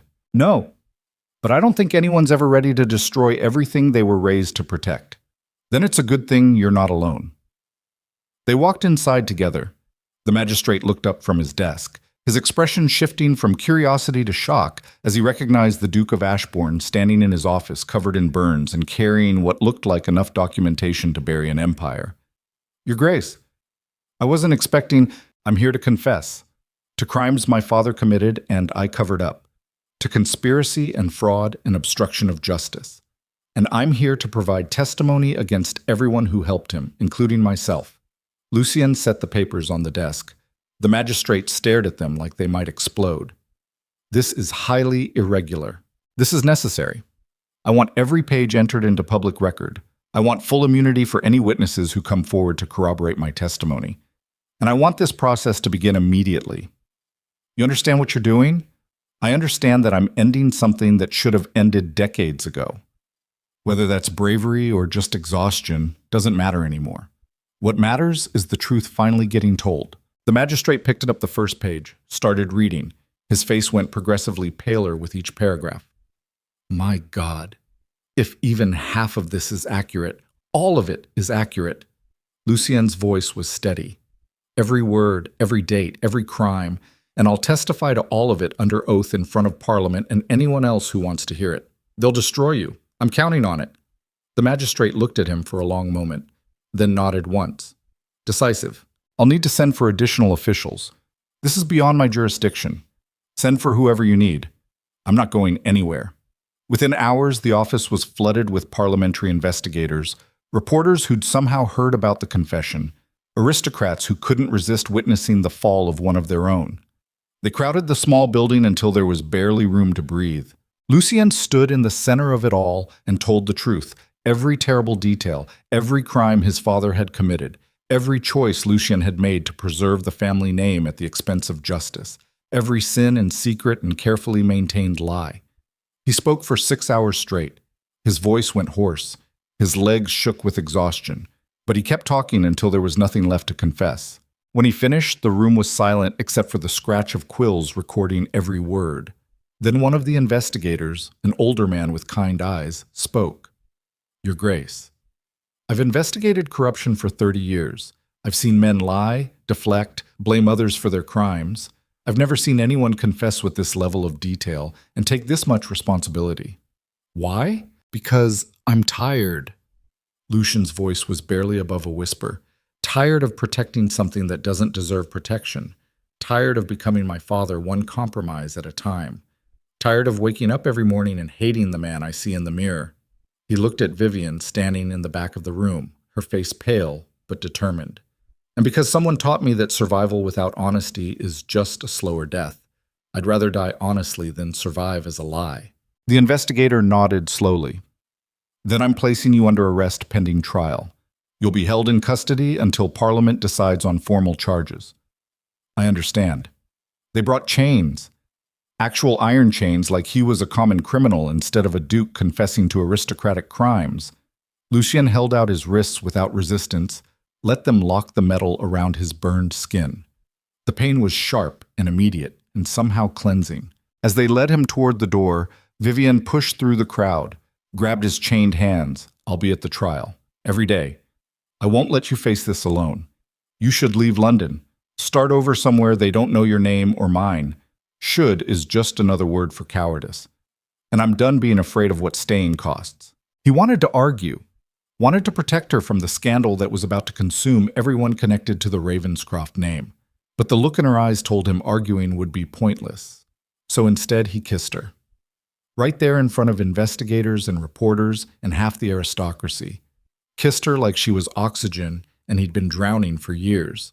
Kissed her with chained hands and no future and nothing to offer except the shattered remains of a legacy built on lies.